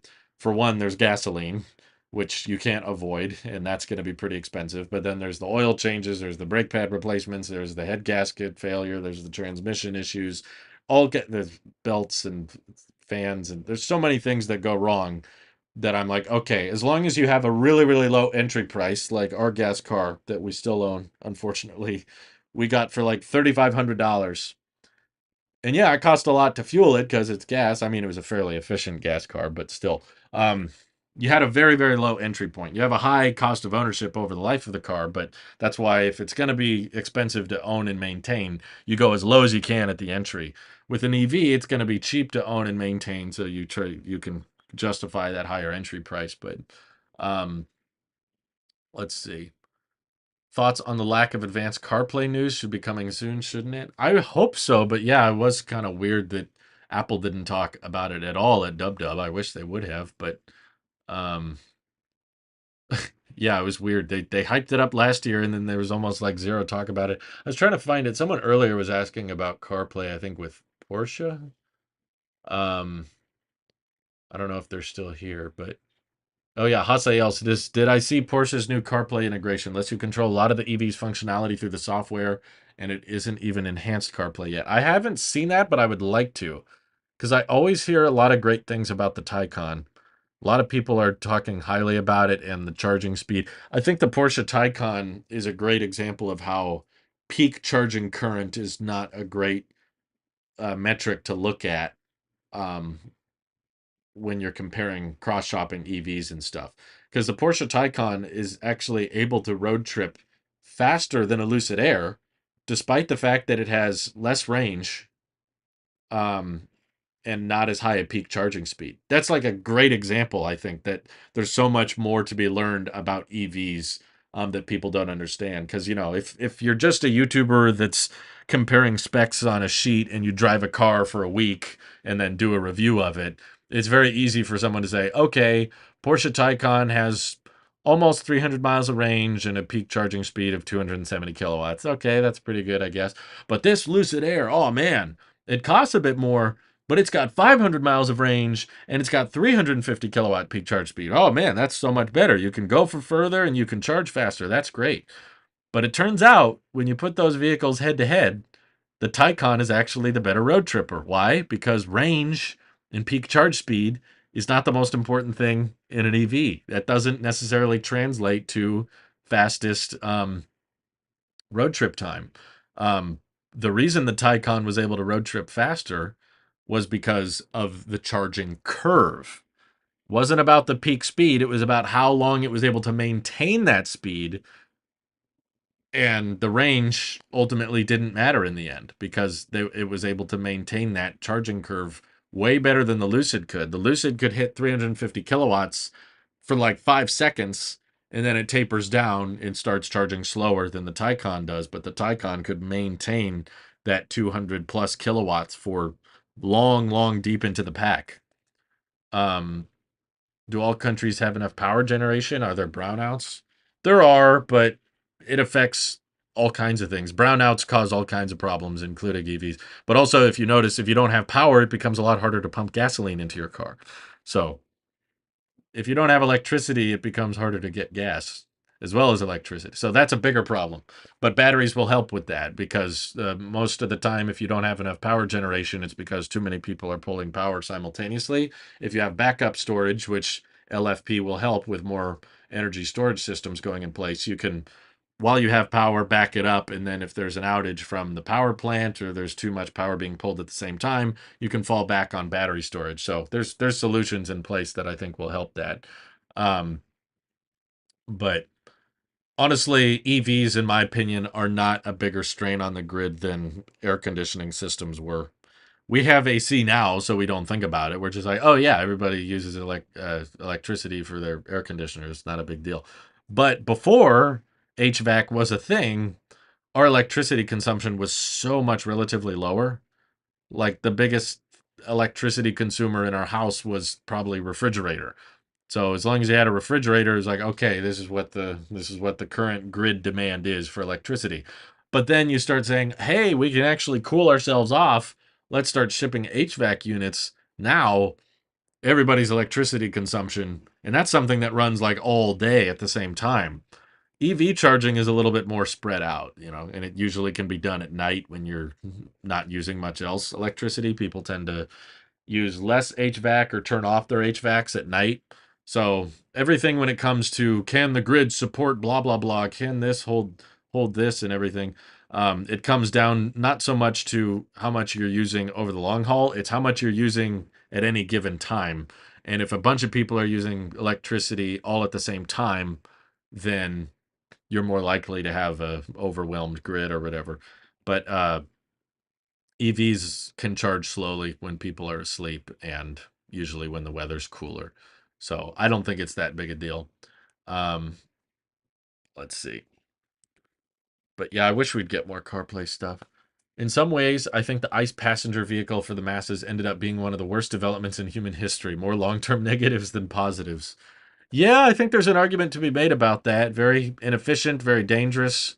Um, we kind of take it for granted, but car crashes are an extremely likely way for people to die. Unfortunately, more likely than plane crashes, and they happen all the time. People die in drunk driving and stuff. Putting people behind the wheel when they're not supposed to be causes all kinds of issues. Yeah, I mean they're very handy and they're very convenient, but there's a lot of risk involved with it for sure. And I'm hoping EVs can kind of fix a lot of the sins of the ICE passenger vehicle by being safer, lower center of gravity, bigger crumple zones, and much cleaner, of course, by not having local emissions and uh, being able to charge them from renewable sources, which there's no way to get gasoline from renewable sources, I'm afraid. Nawaf says, question, if it is at all about the price, then why the Model Y has beaten the Model 3 in sales? Also, when do you think the white interior is coming back to Canada? Honestly, I think there's a chance Tesla might scrap the white interior entirely. I've speculated on that myself, just because of kind of what you said. But again, I don't think it's all about the price. It's more so about the availability, but those things tend to go hand in hand. Um, the main reason I think Model Y is the best seller is just because it's this perfectly sized crossover, and crossovers just tend to sell better. But honestly, Model Y and 3 price is not that different. They're pretty close next to each other. But it's not like if one vehicle is $2 cheaper than the other, then that one is going to blow everything else out of the water. It's like, yeah, there's a little bit of perceived value there. It all kind of blurs together. Both Model 3 and Y are in the $40,000 range. And because they're cheaper to own, I think they sell better than cheaper gas cars because people know that they're going to save money on gasoline costs. But let me scroll back here to your question. Uh, People just inherently like crossovers more than sedans. It's just a cultural thing, just to have more space, I guess, more seats, and it's easier to get in and out of them. When people get older, they tend to care more about how hard their back hurts when they get in and out of the car. I think crossovers are overrated. At least right now, when I'm young, I tend to prefer sedans just because they're more efficient and I don't mind falling into the car a bit. But um, yeah, I think that Tesla, as they have dropped prices now, and couple that with the federal tax credit, every year they're delivering more cars than the year before. So now that we're starting to deliver, you know, millions of EVs per year, we are starting to get to the point where a lot of people who are buying EVs are people who have never spent 50, $60,000 on a car before. And as you start targeting those cheaper and cheaper audiences, it's less likely that those cheaper audiences are going to care about spec upgrades. It's like the white interior is becoming a progressively larger chunk of the overall cost of the vehicle. I know it's not a huge chunk, but when people were paying $50,000, $60,000 for an EV, a $1,000 add-on or a $2,000 add-on isn't going to make or break the deal. People are just like, yeah, okay, I'm dropping a lot of money on the car. I might as well get the color or the interior I like. But now, if you have people with the federal tax credit and stuff that are like, hey, I'm considering buying an EV because I heard that after incentives, I can get a Model 3 for $30,000, or maybe in Colorado or something, the rebate lets you get it for 27,000, 26,000. Okay. Well, if you're expecting the vehicle to cost you 26,000, and now you start asking, do you want to spend $1,000 on this add-on or $2,000 on this add-on? Now it's a bit more of a bigger question. Someone with a $30,000 car budget is going to care a bit more about a $1,000 add-on than someone who is on a $60,000 car budget. So that's why I think that there's probably, as sales have increased and there's more people buying Teslas now than ever before, I wonder if Tesla's data is showing less and less people opting for the white interior, less and less people spending money on the red because it's a $2,000 add-on or exterior colors. So at a certain point, if less and less people are opting for a particular color or choice, it makes less and less sense for Tesla to opt for it. Like, I'm sure there's some additional profit margin that you get with that white interior, or if you add the blue exterior or something. I'm sure Tesla gets to profit a little bit more off that vehicle. But that it costs more for the factory, and it costs more for manufacturing logistics to have multiple color choices and stuff. So if it starts getting to the point where only 20% of people opt for the white interior, and then maybe it goes down to 10% or 5% of people opting for the white interior, then Tesla's going to start saying, okay, why are we wasting all this time with all these white seats and complicating our manufacturing process? If only 5% of people are opting for it, we might be able to streamline production, simplify manufacturing a bunch if we just drop the white interior entirely. So I could see that start to make a lot of sense for them over time, but that's speculation. I could be wrong. Maybe selfishly, I want them to get rid of the white interior so that I feel like my car is more rare and special because I've got the white one and I love it personally. Like, I would rather them get rid of the black interior and just make white interior the default because I love it so much. But yeah, if we're focused on just accelerating the mission and starting to deliver millions of cars per year, I can understand why they might want to scrap as many additional color choices as possible to keep it simple and keep it cheap. So maybe black interior default for everything might make more sense. They kind of already do that with the Model S and X. Those higher price vehicles have three interior choices: black, white, and cream. But for the Model 3 and Y, because they're cheaper, they just do black and white. So maybe if that trend continues, next generation vehicle platform will only have one interior. There's no other color choices. They'll just say, yeah, you can aftermarket add some stuff. You can, third parties will make stuff that lets you customize the interior more so. Um, Charles Lewis says, would love a single motor Aptera or Model 3 or something for my vehicle, but unfortunately crossovers make a meaningful difference in New England where I live because of the snow. Is it the crossover you need or the all-wheel drive you need? Is that what what does the crossover have to do with the snow, I guess? Maybe the clearance on the wheels or something? Um, let's see. If you need to fix the power grid because of the age of the grid, look at the water grid. How old do you think the water grid is? Yeah, I don't think that's called grid, but yeah, I know what you mean. Um, yeah, Model Y sold better because hatchback go brrr. Pretty much. I'm with you, Mike. I hope the 220-volt plug makes it to the production Cybertruck. I'm a little bit concerned by how small the little door is in the Cybertruck bed. It doesn't look very big. So I'm like, where's the outlets and the air compressor going to go? Um, Europe does not always have AC. Find an Airbnb with AC was hard. Well, that's not good. But Europe is accelerating to EVs much faster than we are, so you should be more concerned about it than us. Um, let's see. I feel like when the power goes out for a while, the gas station may run out of gas when the power is restored. Run out of gas. Yeah, usually you get a big line when the power goes out. People start hogging up gas. It's a bit harder to do that with electricity. People are hoarding power. I guess that's what a power wall lets you do. Lets you hoard electricity. Didn't they say the Cybertruck can pull 1 megawatt? Not exactly. I mean, they said that the V4 supercharging cables can handle up to 1 megawatt and that they would use this 1000 volt architecture on the Cybertruck, but I don't think that doesn't mean that the battery pack can actually take in 1 megawatt per se. I think that it will probably be very fast because it's the first vehicle on the 1000 volt architecture, but that's a lot. Even assuming it's a 200 kilowatt hour battery pack, which it probably isn't on the launch edition. But let's just, for the sake of the argument, assume that it's a 200 kilowatt hour battery pack in the Cybertruck. 1 megawatt would be like 5C, like 5 times the size of the battery going into it, which is very, very dangerous, basically. Like the amount of current that you could. The size of the battery pack enables you to put more current into it, essentially, because you've got more space for the electrons to go in and everything. Um, so, like a Tesla Model Y, per se, uh, has around 80 kilowatt hours, and that can pull 250 kilowatts. So, that's times three, maybe four. Yeah, I guess that's about 4C, 4 times the size of the battery pack in terms of current.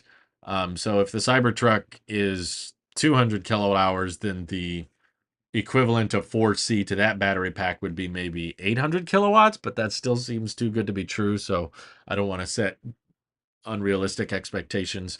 Even if the Cybertruck can charge at 800 kilowatts, then I would say there's not very many superchargers that are going to be able to support that. And then the next question is how the charging curve, I think, should be prioritized more so than the peak speed. How long can it sustain that? If it can, probably just for a few seconds. It'll be 800 kilowatts for a couple seconds and then it dips down. So maybe I'm not understanding them correctly, and they are telling us that the Cybertruck can handle 1 megawatt, but that's not how I interpreted it.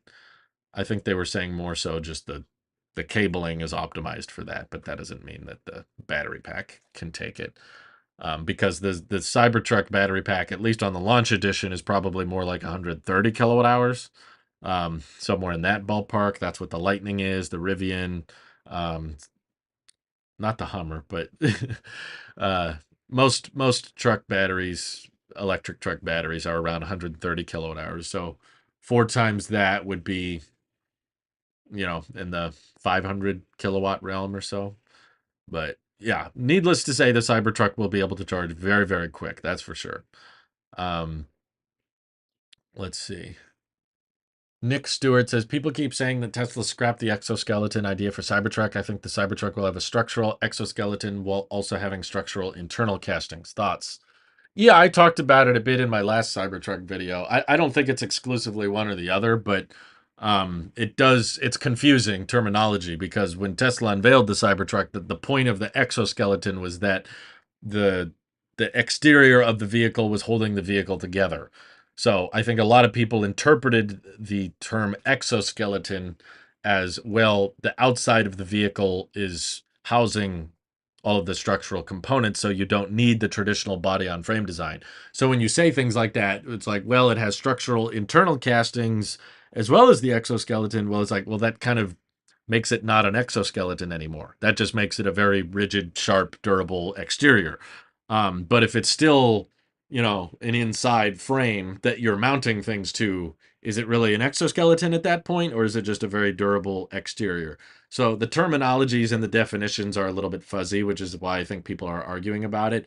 But in my head, it doesn't really matter that much at the end of the day. Most of the people complaining that it's not an exoskeleton anymore are, in my head, just looking for reasons to complain. It doesn't really change anything about the nature of the vehicle. It might mean it's a little heavier than they initially thought, but the main point of the Cybertruck shape, the design, is to be aerodynamic and durable and iconic. I think that was, honestly, seeing a lot of quotes from Walter Isaacson, who was writing about the development of the Cybertruck between Elon and Franz and stuff. Elon wanted it to be different. He was like, okay, there's a million pickup trucks on the road that look exactly the same. They just swap out the logo, Ford, uh, Chevy, you know, Ram. You can put any logo you want on there. All these trucks basically look the same. And Elon has said on the record, we can always do a regular looking pickup truck. That's not hard. But if we're going to enter this new electric vehicle space, I want to try to at least start with something different and unique that's separate from everything else, and we want to make the future look like the future. So it's a branding thing. I don't think it's purely functional. It's but I mean indirectly, if you're trying to get more people into electrification and you want to have a lot of demand, there is some functional arguments as to why you would want to prioritize making a vehicle unique. You know, there's an ocean of pickup trucks, so you want yours to be different. You want yours to stand out so that it creates more discussion or finds its niche or finds people that really want to buy it. And I think in many ways the Cybertruck has already succeeded in that because it's so successful. Internet wise, it generates so much traffic. There's so many reservations for it. Honestly, probably more interest in it than there would have been if they just chose a traditional pickup truck design. I don't think it would have been as interesting. I don't think there would have been that much talk about it. But because the design was so controversial and so different, um, it took off. It went viral, and it kind of turned into a meme, which is a good thing to do if you're trying to be popular. So whether or not they manufacture it exoskeleton or use some kind of internal structure, it doesn't really matter to me. It's like all that matters is they made a design that lets them bypass the paint shop, which then saves a lot of money and is more durable, which for a pickup truck that people are going to use for work is, of course, very, very important. You want the truck to last. You don't want it to rust as easily, and you don't want to have to worry about paint chipping and dents and stuff. So you make the whole thing out of steel, and yeah, it kind of embraces that ruggedness. It kind of encourages, someone could bump into it or crash into it, and you don't really care because it's this post-apocalyptic vehicle. It can kind of wear scratches and stuff as a badge of honor because it's this, Mad Max looking truck. So I don't think it really I don't think it really matters whether or not it's a body on frame or exoskeleton. That was just one little statement they made at the unveil event. But again, they took down that whole presentation for a reason, I think. Um, Exoskeleton could just be a term they use to describe a very durable exterior. Is it structural? Is it not structural? Who cares? Like, what difference does it make? Um, Hasael says, which EV brand do you like the most? Lucid rolls off the tongue nicely.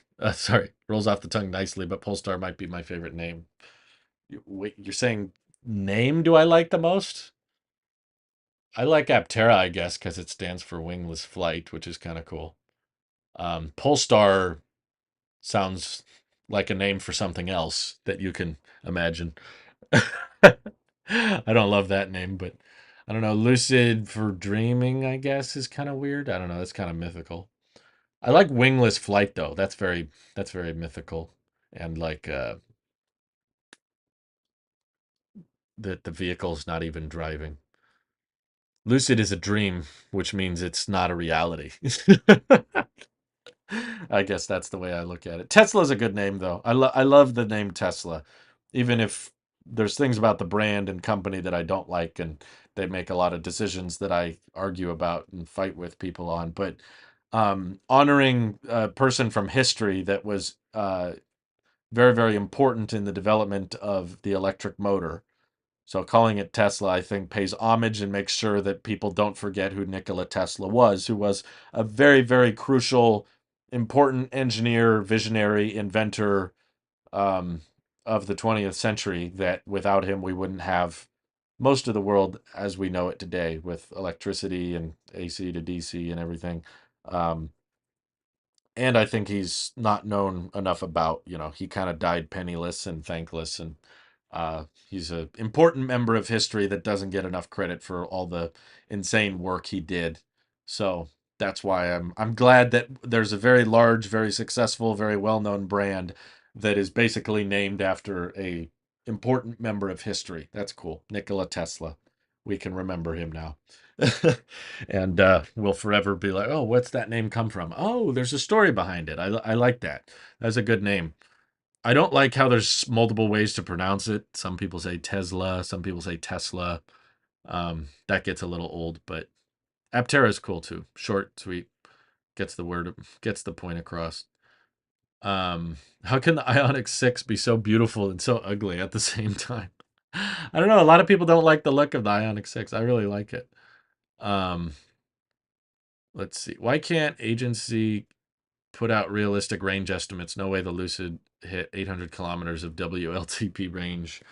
Well, yeah, WLTP is definitely not as accurate with range estimates as, say, the EPA. But the main reason I was thinking about this today, actually, some people are like, we need a more strict range calculator or something. The truth is, range is not an exact science. There's not like a super accurate way to measure it because range is dependent on so many variables that you can't control. It's honestly kind of, in my opinion, a bad question. We're the EV community, unfortunately, has built everything around what is the range. Well, what kind of range does it get? What's the range of this vehicle? And it doesn't really like actually matter or translate to much. Like I said, the Porsche Taycan can travel faster than a Lucid Air despite having less range and a slower peak charging speed. It has more to do with the charging network availability and the charging curve. That's what affects the charging speed. Same thing with gas vehicles. Most people don't talk about range of gas cars. What they talk about is the efficiency. I want to hopefully get to a world where we talk more about that. We just talk about how big is the battery pack and what's the energy consumption like on average. But what affects your range a lot is aerodynamics, air temperature, driving speed, elevation. All of these things affect your range, which is why it's very difficult to come up with like just an average to expect because you're probably not going to get that. I guess a lot of people feel like the range estimates are usually higher than they should be, but that's the other problem is it depends on the type of driving you're due. So like gas vehicles often say, here's our city efficiency and then here's our highway efficiency. Well, it's because, and similarly in EVs, you get different range numbers if you're driving at low speed versus high speed.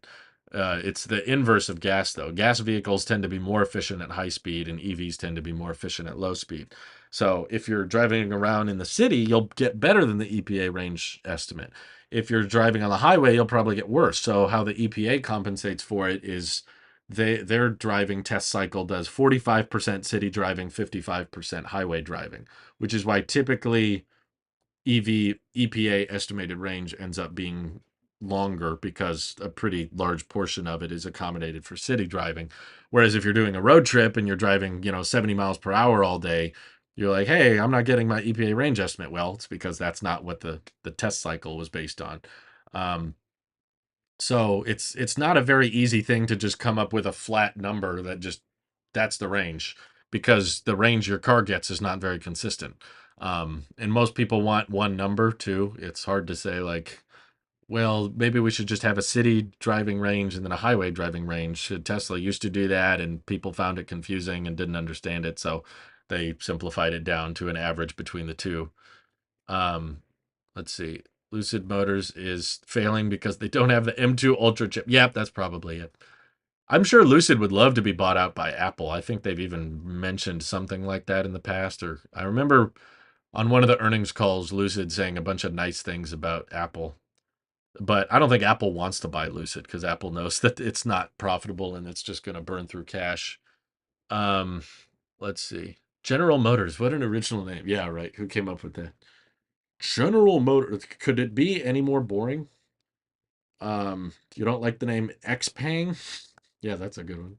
Red 5 Actual says Cybertruck is what is anticipation and excitement for people reservations. If you don't like it, you won't appreciate or understand the hype. I just don't understand people who don't like the Cybertruck that still want to watch videos on it. I don't understand that. It's like I make videos on the Cybertruck and then people comment on the videos how they don't like it. And I'm like, what? Okay. You're like, this will flop, this will fail, it looks ugly. It's like, okay, if you truly believe those things about the vehicle, just don't talk about it. That's how I feel about a lot of EVs. I just don't I don't care or I'm not interested. I just don't like Bollinger. I don't really care about the look and I don't really like it. So I don't make videos on it. I don't really talk about it. Same thing about the Hummer. I've one sec. Bit rate is returning. All right. I don't know what that was. The internet freaked out for a second there. Sorry, guys. I still don't actually know. I think I'm on Spectrum Internet for the record. So if you're wondering who to blame for this internet service outage, then blame Spectrum because they're pretty unreliable. This will not end well. Says, I drove from coast to coast in my Tesla. I had no issues. The range is fine. If you travel a lot, buy the range EV you can afford. If you don't travel long distances, buy the lower range model. I travel a lot and I bought the lower range model. I think the charging network has so much more to do with it than the range. I think I'm not saying range isn't important. I just think it gets too much attention. There's too much hype towards, um, oh, what's the maximum range you get? Because you don't get those numbers anyway. I think what matters more is the charging network and the charger reliability and the charging speed and the charging curve. It's all really a game of charging, in my opinion. After 250 plus miles, it all kind of blurs together. Like, I was curious recently because I was like, I'm doing a lot of driving. I'm actually going to be, I don't know if I've announced this yet, but uh, I'm going to be doing I think within the span of a week, I'm going to be driving 2,500 miles or something crazy like that in a standard range Tesla. And I'm very excited for the process. But I was like, okay, if I'm doing all this driving, what if per se I rented or borrowed a long range Model S? Because I want the supercharger network for sure. But I was like, okay, I'm driving around a lower range Tesla. How much time could I save if I had a long range Model S with over 400 miles of EPA estimated range? How much time would I save? So I looked it up on a better route planner and I compared the two. I was like, okay, here's all these routes I'm doing. Here's how long the drive would take with my rear wheel drive Model 3, and here's how long the drive would take with the 400-mile range Model S. And on a day's worth of driving, it saved an hour. 1 hour. Actually a little bit less than an hour. It was like 55 minutes, so I'm rounding up a little bit. So I was like, okay, I could spend all this extra money on a Model S and I would save an hour on a day's worth of driving. Like, doesn't really make that big a difference because the limiting factor is not the range of the EV, it's the charging time and the charger availability. So that's the difference between 270 miles of range and 400 miles of range. Maybe it'd be a bit different if I had an Aptera and I had a 1,000 mile range, but we don't have that yet, so I don't have much to compare to. But anyway, the earnings call should be starting here kind of shortly, so they're just playing music for now, but I will shut up and listen to the call and kind of react to it. And please, as a reminder, don't tell me to shut up during the earnings call if I'm making comments because it's on YouTube. You can watch it yourself. If you're watching it with me, it's because you want my commentary. So if you don't want my commentary, just shut me off. Just end the live stream. That's how you make me quieter. There's a volume button probably on your phone. Yeah, the limiting factor is such a great name for a YouTube channel. Love that name because it comes up a lot. I think it's an important factor to think about. Like, what is preventing this experience from getting better? Don't focus on what is not preventing that experience. That doesn't help. It all comes back to Spectrum when you're talking about bad internet. That poor company, please get them more money so they can fix their poor internet. No, I'm just going to wait for Starlink to get up to gigabit speeds where they have the V2 satellites with the interlaser satellite connection because then the uptime should be better. Only issue with Starlink right now is that speeds kind of do this. They dip and it's not stable. But with the version 2 satellites, that should go away, I think. Let's see. In Canada, Tesla has dropped the range of the Model Y but kept the price the same. The Model Y China made has less range. That's interesting. Yeah, I think Giga Shanghai is building most Teslas at this point. Oh, it's starting. It's starting. My name is Martin Vieca, VP of Investor Relations, and I'm joined today by Elon Musk, Zachary Kirkhorn, and a number of other executives. Turn it up. Our Q2 results were announced at about 3 p.m. Central Time in the update deck we publish at the same link as this webcast. During this call, we will discuss our business outlook and make forward-looking statements. These comments are based on our predictions and expectations as of today. Actual events or results could differ materially due to a number of risks and uncertainties, including those mentioned in our most recent filings with the SEC. During the question and answer portion of today's call, please limit yourself to one question and one follow-up. Please use the raise hand button to join the question queue. But before we jump into the Q&A, Elon has some opening remarks. Elon? I thought he was Thank you, going to Martin. stop So showing just up. a Q2 recap. In Q2, we achieved record vehicle production and deliveries and record revenue Elon of said about he would only $25 billion show up in a if it single was quarter. important.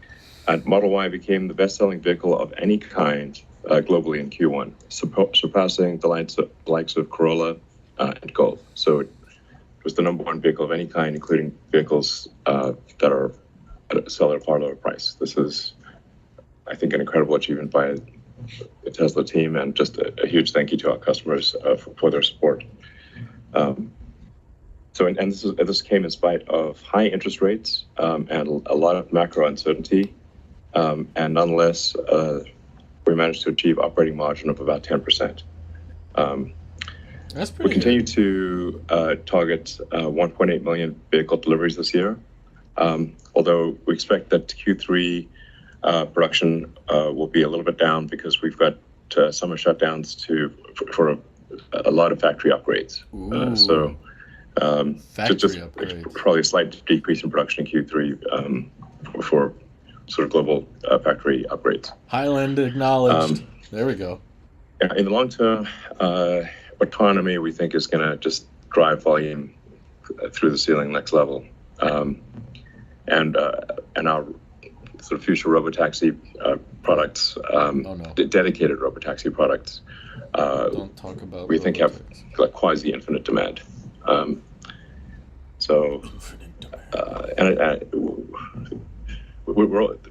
way we're going to manufacture the robotaxi is also itself a revolution. And so it's a revolutionary design made in a revolutionary Audio way. sounds weird. It's not just me. It'll be by far the highest units per hour of any vehicle production ever. So we're very excited about that. With respect to Autopilot and Dojo, in order to build autonomy, we also need to train our neural net with data from millions of vehicles. This has been proven over and over again. The more training data you have, the better the results. There are times where we see basically in a neural net, basically it's sort of at 1 million training examples, it barely works. At 2 million, it slightly works. At 3 million, it's like, wow, okay, we're seeing something. But then you get to like 10 million training examples. It's like it becomes incredible. There's just no substitute for a massive amount of data. And obviously Tesla has more vehicles on the road that are collecting this data than all other companies combined by, I think, maybe even an order of magnitude. Just don't say level 5 by the end of the year. I think we might have 90% of all, or a very big number. Don't say end of the year level 5. The success in AI endeavors is a function of talent, sort of unique data, and computing resources. And we have outstanding capabilities in all three arenas. If anyone can do it, it's you, but I don't know if you can do it. And I really just don't know how anyone could do what we're doing, even if they had our software and had our computer, if they did not have the training data. So speaking of which, our Dojo training computer is designed to significantly reduce the cost of neural net training. It's a cost. It is designed to, it's somewhat optimized for the kind of training that we need, which is video training. We just see that the need for neural net training, again, talking about quasi-infinite things, is just enormous. I think we expect to use both NVIDIA and Dojo, to be clear. But we just see a demand for really vast training resources. We think we may reach in-house neural net training capability of 100 exaflops by the end of next year. Exaflops? So, my God. To date, over 300 million miles have been driven using FSD beta. That 300 million mile number is going to seem very small very quickly.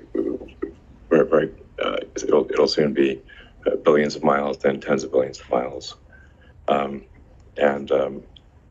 FSD will go from being as good as a human to then being vastly better than a human. We see a clear path to full self-driving being don't 10 say it. times safer than the average human driver.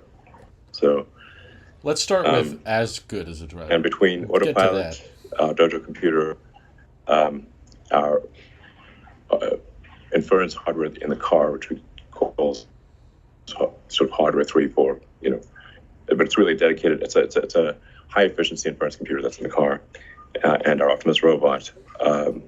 Tesla is clearly at the cutting edge of AI development. With regard to our choppy. I can't hear him. we continue to build release candidates of the Cybertruck Here we go. on our final production line in Austin. I'm actually here in Austin at the Gigafactory. Cybertruck. Here we go. This is the first truck that we're aware of that will have 4 doors, over a 6-foot bed, and will fit into a 20-foot garage. So it's sort of biggish on the outside, but it's even bigger on the inside. So I think that's one of the elements of good design is it should feel bigger on the inside than it looks on the outside. That's good. And this is no small car, but we really cared about the exterior dimensions of the Cybertruck down to the last millimeter. So it's just we're trying to get right in the middle of the Goldilocks zone, not too big, not too small, and then really maximize the utility of the volume. When? And we can't wait to start delivering it later this year. Later this year, he says. Some other highlights: our global supercharging network now stands at over 50,000, or roughly 50,000 connectors and over 5,000 locations. That doesn't mean Q3. As I think a lot of people are aware, the Tesla the Tesla charging standard, which we made open source, and is now called the North American Charging Standard. We're deeply honored that Ford, GM, Mercedes, and many other OEMs have signed up to use our connector and gain access to our charging network. He didn't want to say Rivian's name. We strongly believe in helping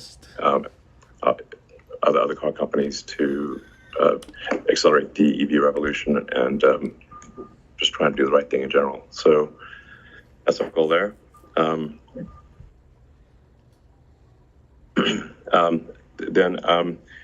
it's something I think I want to emphasize very, very strongly. This is a very important point, is that Tesla, just as with the North American Charging Standard, although we're not licensing, in that case, we're not licensing, we're just making it available. but we are very open to licensing our full self-driving software and hardware to other car companies. And we are already in discussions with, early discussions with a major OEM about using the Tesla FSD. Ooh. So that's interesting. We're not trying to keep this to ourselves. We're more than happy to license it to others. Wow. Someone's going to use FSD. Our new lithium refinery and cathode facility are progressing well. That's news to me. Wow. I did not know that. Then in conclusion, we continue to focus on making as many cars as we can while maintaining healthy financials. Who is it? Who do you think it is? Development is obviously entering a new era, and we're incredibly excited about what's to come. Our other businesses, such as Megapack, supercharging, service, and whatnot, all started to become a meaningful contributor to overall profitability this quarter. And then lastly, I'd just like to profusely thank all of our employees who are making a lot of extra effort during uncertain times. Thank you very much for your hard work and the impact you're making. Thank you very much, Elon. And I think Zach has some opening remarks as well. Yeah, thanks, Martin. He said as Elon major mentioned, OEM. Q2 was another record quarter of production and deliveries, as well as records in profit I don't for think it'd be a energy startup. and services and other businesses. Congratulations again to the Tesla team on the continued progress. As we navigate through a period of economic uncertainty, rising interest rates, volatility in consumer confidence, and regulatory change, I want to comment on our financial approach. First, the single most important priority is to ensure we are continuing to invest heavily in the core technologies that will drive the long-term value of the business. This includes increasing spending on AI-related technologies such as full self-driving, Optimus, and Dojo, as well as new products such as Cybertruck, our next-generation platform, and the Semi, as evidenced by the continued growth in our R&D spend. This also includes continuing our investments in capacity expansion, Probably not only Rivian. in our vehicle factories, but also our supercharging network, service, internal applications, Rivian stole all battery the self-driving processes, code anyway. as we continue it's with fine. meaningful capital expenditures to lay They the don't need to foundation for the license future. it. They already have it. Second, we continue to work towards our goals of maximizing volumes on both our vehicle and energy business, but most importantly, doing so in a way that generates the capital to continue our pace of R&D and capital investments. This requires a strong focus on per unit COGS reductions in each of our key businesses, as well as working capital improvements on raw materials, work in process inventory, and customer AR, all of which progressed appropriately in Q2. If we look specifically at our automotive business, our gross margins showed a modest reduction and remain healthy, despite action taken to further improve vehicle affordability early in the quarter. We realized per unit cost improvements in nearly every category, including material cost and commodities, manufacturing costs, and logistics, while also continuing to rapidly increase the build rate in our Austin and Berlin factories. For our energy business, we improved margins and gross profit driven by cost reductions and deal economics, particularly with Megapack. As a reminder, storage volumes are typically volatile sequentially based on the types of projects and their specific revenue recognition milestones. As we look forward to the rest of the year, I want to reiterate Elon's comments on Q3 volumes driven by planned downtimes for factory upgrades. These upgrades will also carry some amount of factory idle cost. However, we are working to minimize as much as possible. I think VW It's also too. important to keep in mind the uncertainty in the macro environment, which can impact our execution positively or negatively in the near term. Yeah, it's probably Regardless, VW. we continue to remain dynamic with a focus on fundamental efficiency and a long-term outlook. Congratulations again to everybody on a great quarter. Thank you very much, Zach. And let's go to investor questions. The first question on licensing FSD we've already answered, so let's go to the second one. Whoa. The second question is, what is the status of 4680 cells? How far are You've already you answered that from too. the specs you laid out A on billion Battery times. Day? When do you expect to achieve what you laid out on Battery Day? Yeah, first I'll just start with a little bit of a production up. Here in Texas, we're preparing to launch our Cybertruck cell, which is 10% higher energy density than current production. Oh my god. That was accomplished through process and mechanical design optimization. 10% higher. As we scale energy Cyber cell density. production through the end of the year and early next, we should be in a comfortable place on cost per cell. Against our battery energy density targets, the Cyber cell is at our expectations on a like-for-like electrochemistry basis. We're yet Cyber to integrate cell? silicon or in-house cathode production, both reviewed on Battery Day, which do bring significant further energy density and cost improvements, but that is a topic for another day. Ooh, another day. Lastly, it is important to remember that most of what we focused on at Battery Day was the Tesla-engineered 4680 production system and the improvements we strove to achieve on equipment, factory density, capital cost, and utility cost reduction, all of which we are realizing in our Texas scale-up to date. That's awesome.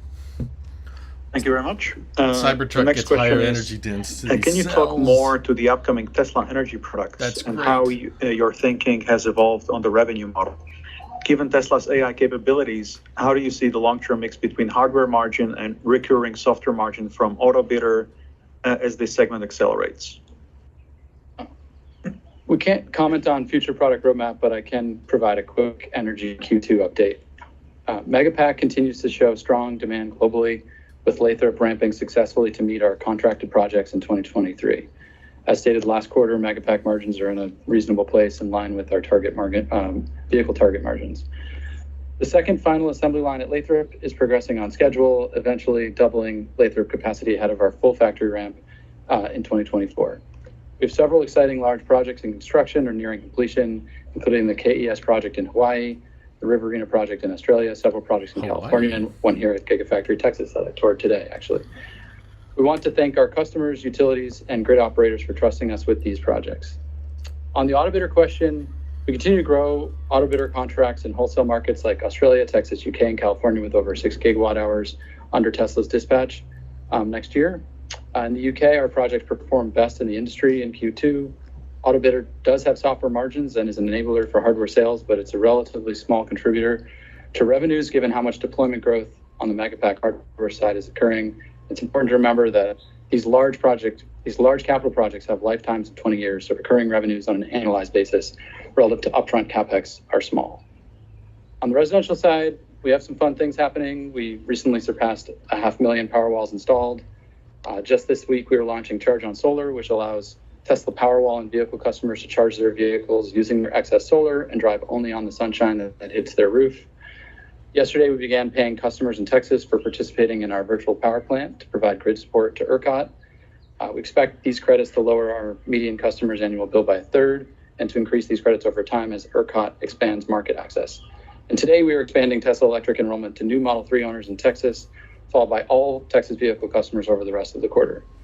Man. Unfortunately, and somewhat similar to Tesla Insurance, bringing Tesla Electric and VPP capabilities to our customers requires working through a fractured regulatory environment on a This is jurisdiction by packed jurisdiction earnings basis. call already. They got In a the lot long of run, stuff. the value of residential energy software and hardware will be driven by the level of market access that utilities, market operators, and regulators permit. Where Powerwall is eligible to provide the full stack of energy services, like peaker capacity and system buffering, such as in Australia, we can more than double the value of ownership relative to a typical system today. Thank you very much. The next question is, could you quantify the benefits to COGS per unit from the IRA battery manufacturing incentives? And secondly, battery raw material declines year to date. All right, I can take that. On the first part of the question for IRA manufacturing incentives, we provided previous guidance that we expect these to be for the course of this year in the range of 150 million to 250 million per quarter. We are staying within that boundary as we guided previously, so that was the case in Q2 as well. We'll bring in car. I will note, I think we've mentioned this before, that this includes a 50-50 sharing of credits for qualified cells from our long-term battery partner, Panasonic. On the commodity side, we are continuing to see improvements there, as we've discussed previously. Lithium is the most notable improvement so far. I think I commented on this on the last call, because typically we see this coming about a quarter before it actually is realized in our financials. And also, just as a reminder, we're not fully exposed to the price of lithium.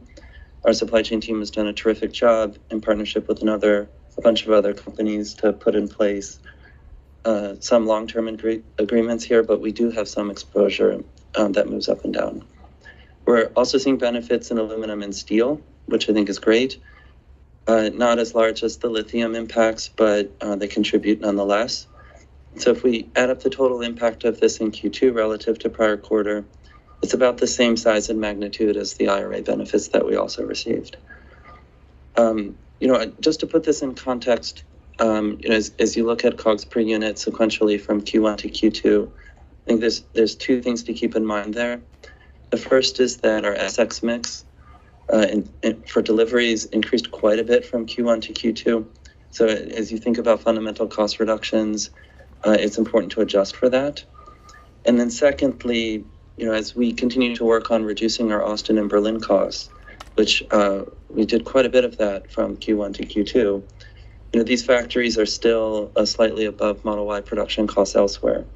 And in the quarter, our mix of Austin and Berlin related builds increased.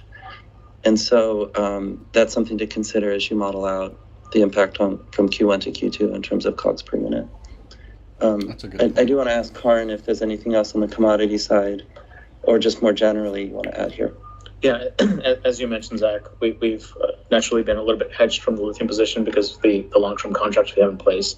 But we have seen reduction in pricing across the board for all commodities that specifically go into batteries, such as nickel, cobalt, and graphite.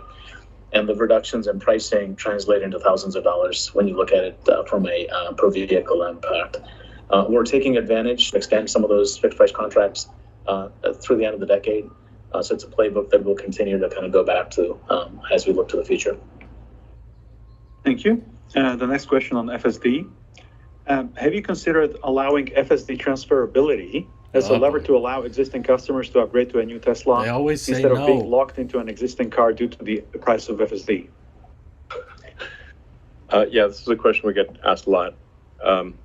So we're excited to announce that for Q3, we will be allowing transfer of FSD. This is a one-time amnesty. Just what? So For free? It needs to be you need to take advantage of it in Q3, but or at least place the order in Q3 within reasonable delivery timeframes.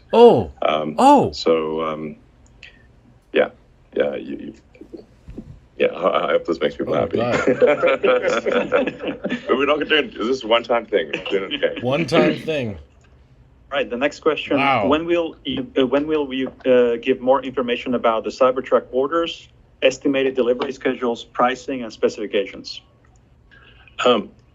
Demand is so far off the hook you can't even see the hook.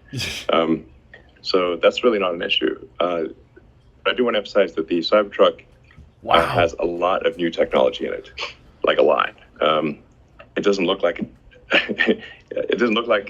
any other vehicle because it is not like any other vehicle.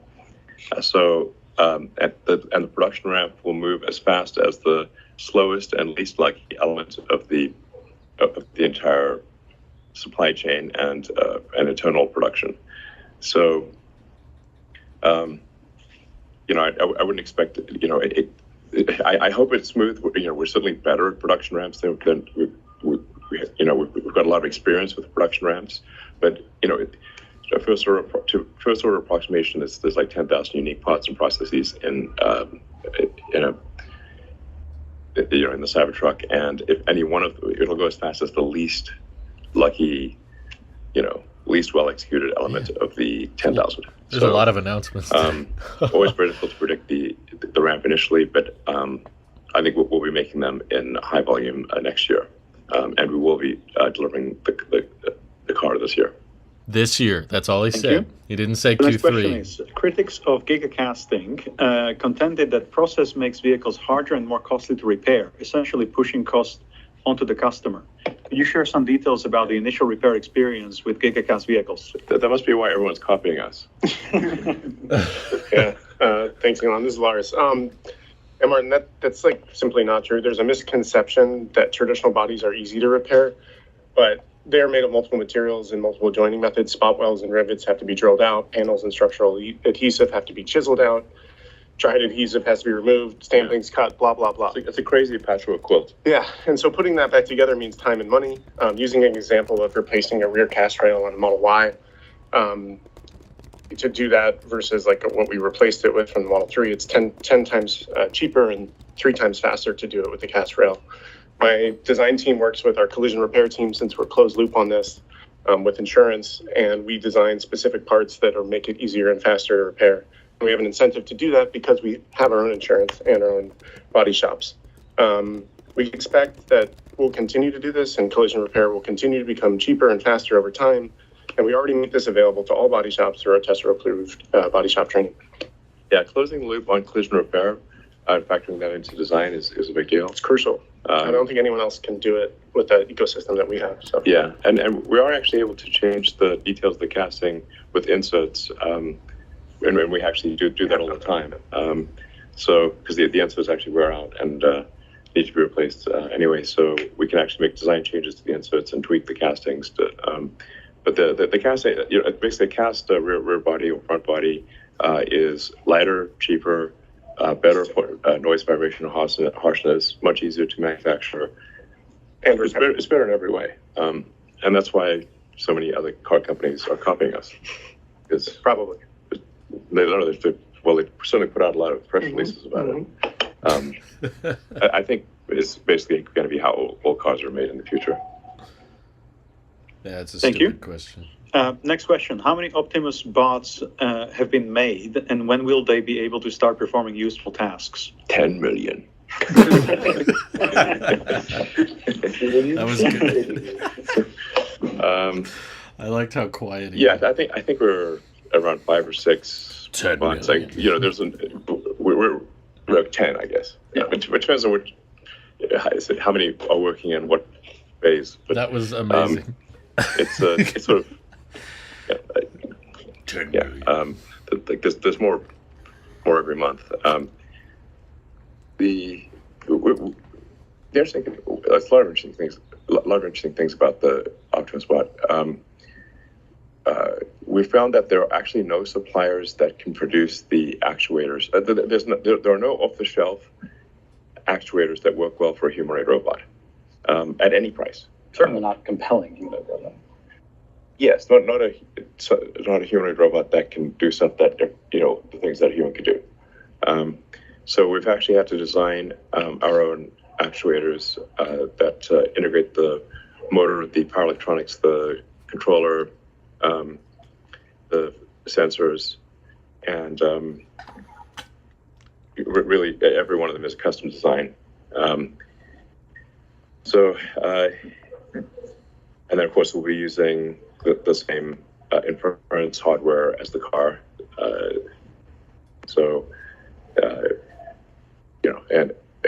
But we are in designing these actuators, designing them for volume production.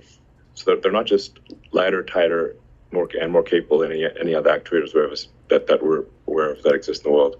There's also actually manufacturable. So we should be able to make them in volume. The first Optimus that will have all of the Tesla designed actuators, sort of production candidate actuators, integrated and working should be around November-ish. And then we'll start ramping up after that. In terms of when we'll be able to do some useful things, we'll first be trying this out in our own factories and just proving out its utility. But I think we'll be able to have it do something useful in our factories sometime next year. I would be, I'm pretty confident of that. So not next year then. Remember that. So yeah, and it's going well. I should say another cool thing about Optimus is that there's just in the U.S. alone there are 2 million amputees, and I was just talking to the Neuralink team, and by combining a Neuralink implant and a robotic arm or leg, for someone that has had their arm or leg or all arms and legs amputated, we believe we can give you basically a cyborg body that is incredibly capable. I had my whole body amputated. I'm just a head. $6 You million put me man on the Tesla bike. In real life. But won't cost $6 million. $60,000 man. This sounds impressive, but it'll actually, so that actually could be a really, I think would be incredible to, potentially help millions of people around the world, and give them, a robot arm or leg that is as good, maybe long-term better than a biological one. Thank you. The next question is, how has the order intake trended relatively to production levels during Q2? And how is it trended in the quarter-to-date period? Conceptually, how does Tesla decide when is it appropriate to reduce prices or add other sales incentives to increase demand? Yeah, I guess demand is roughly tracked production. Which is what we aim for, we look at, something that we have that really, I think no other car maker has, is that we have real-time demand and real-time production. 7 days a week, I get an email, auto-generated email. It shows output from all factories and orders globally. So can I be on that list? A real-time finger on the pulse of Earth, basically. And we adjust course according to what the mood of the public is. But buying a new car is a big decision for the vast majority of people. So, anytime there's economic uncertainty, people will generally pause on new car buying, at least to see what happens. And then obviously another challenge is the interest rate environment. As the interest rates rise, the affordability of anything bought with debt decreases. So effectively increasing the price of the car. So when interest rates rise dramatically, we actually have to reduce the price of the car because the interest payments increase the price of the car. And this is at least up until recently was I believe the sharpest interest rate rise in history. So we had to do something about that. And if somebody's got a crystal ball for the global economy, I would really appreciate it if I could borrow that crystal ball. Here you go, Elon. Yeah, exactly. DM me on Twitter. It should be a note on Twitter. I mean, one day it seems like the world economy is falling apart, and the next day everything's fine. I don't know what the hell's going on. To be totally frank, I wish I did. So I mean that's why I say, like, I always on Twitter I posted, like, just really advising, because I care a lot about the sort of the small shareholders, especially ones that have stuck with us through thick and thin. I love you guys, and we can't control these macro shocks, or the manic depressive nature of the stock market. So that's why I recommend against margin loans in times that are turbulent. If times are not that turbulent, actually a margin loan can be a smart move within reason. But we're in, I would call it, turbulent times. I have very high confidence in the long-term value of Tesla. I see a really, see a path to a 10x, or maybe not these days, but they'll call it a 5x. He just increase the downplayed value of the company. Maybe a 10x. Sell the stock. It's only gonna 5x. And but where things go along the way, the trials and tribulations and the mood of the markets, one cannot predict. And so, How is the stock, by the way? I haven't looked at it. Oh, it's buffering. No! Spectrum! Come back. The stream is okay. The old adage of buy and hold is right. It's not doing much. For investment advice, I say, like, identify a company whose products you love. See if they, does it seem like they'll continue to make good products or great products? Buy that stock and hold it. McDonald's. That's it. That's it. You will win. The reason companies exist is to make goods and services. You can take Ideally, that great as goods and investment services. advice.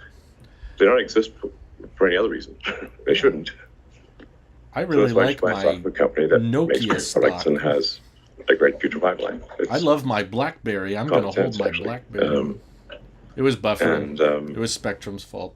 and then generally, if you see, if you provided you're confident about what that company's products or services are, when the market panics, buy, and when the market is, overly exuberant, you can sell. I'm not recommending you sell Tesla, but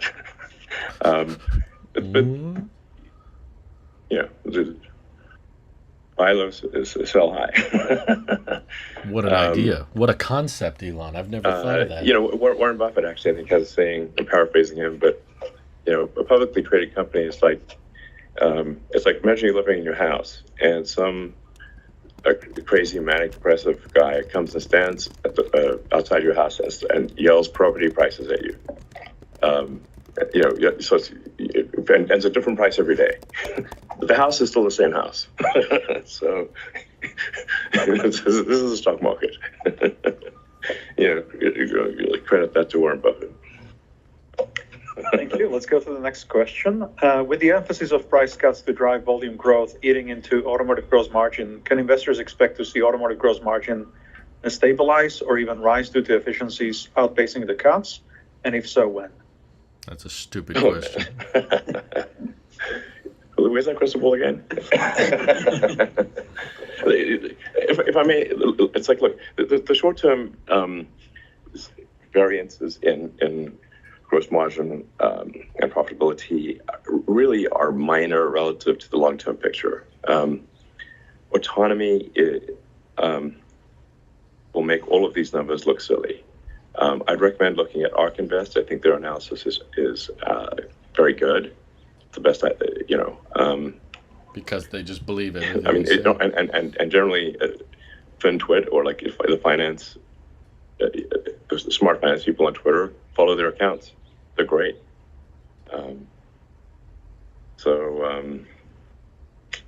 that's that's in my opinion where you'll get the best info.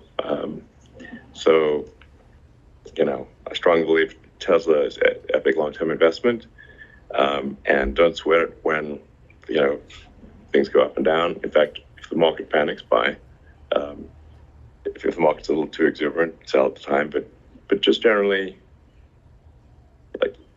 like I feel confident. We will deliver over the long term, but can't control short term. So, and the autonomy is really where it's at. I mean, Zach, what do you? Oh, I fully agree with you.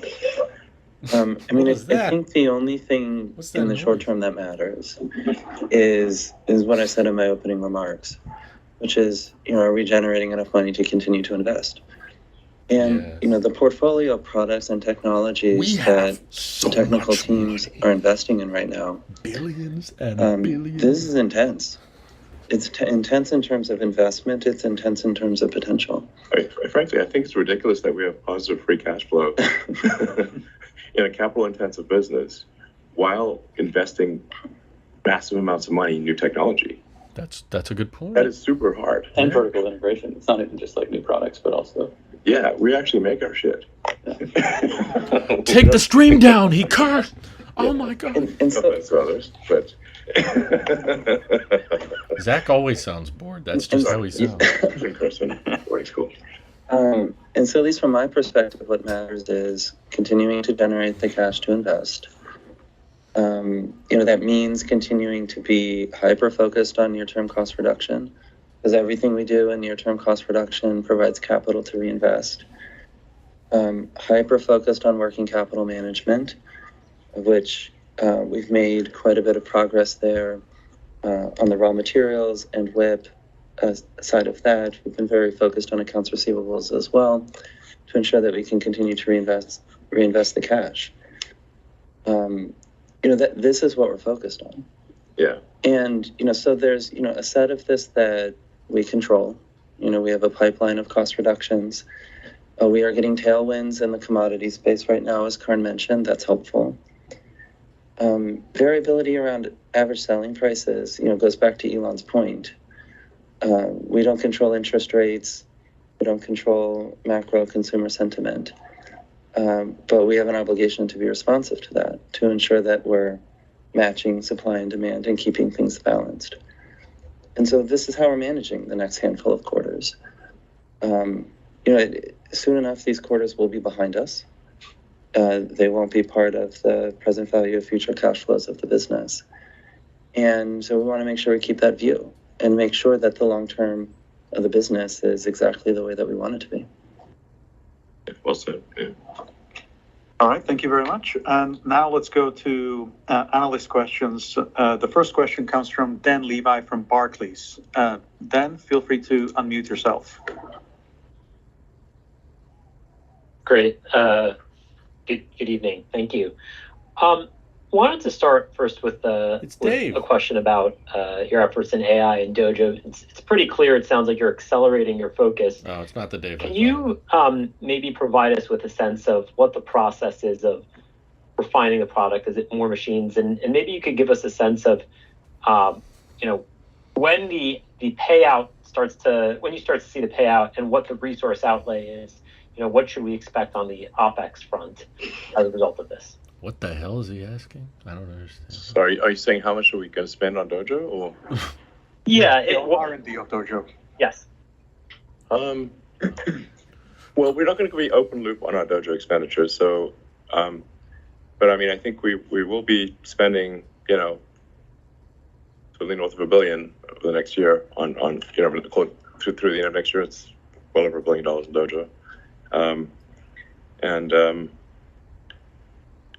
So I mean, we've got a truly staggering amount of video data to do training on, and this is another thing. I don't like in order to copy us, you'd also need to spend billions of dollars on training compute. I mean, it's like okay, and it's also hard to you need the data and you need the training compute. It's like think of all the things needed to actually achieve this at scale for a generalized solution for autonomy. This is one of the hardest problems ever.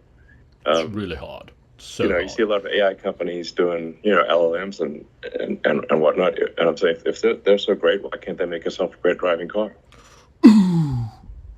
Because it's harder. That's why. Very hard. So, but I do think I think there's some great AI companies out there, but it's like but just fundamentally the I heard a honk. The staggering amount of data we've got to process has got to be processed somehow, and custom silicon is the best way to do that. So that's what Dojo is designed to do, is optimize for video training. It's not optimized for LLMs. It's optimized for video training. So it sounds like you're saying it's optimized for video training. You have a much higher ratio of compute to memory bandwidth. Did he say ratio? Whereas LLMs tend to be memory bandwidth choked. So that's it. I mean, but like I said, we're using a lot of NVIDIA hardware, and we continue to we'll actually take the NVIDIA hardware as fast as NVIDIA will deliver it to us. Tremendous respect for Jensen and NVIDIA. They've done an incredible job. And frankly, I don't know if they could deliver us enough GPUs, we might not need Dojo, but they can't. So they got so many customers. They've been kind enough to nonetheless prioritize some of our GPU orders. The sheer magnitude of video training, because like I said, we're not trying to just get as good as human. We want to get to 10 times better than human, maybe 100 times better than human. Okay. Right now, I believe there's something on the order of 1 million automotive deaths per year. I can't crash. And then if you say permanent serious injuries, I think it's probably closer to 10 million per year. So it matters if you're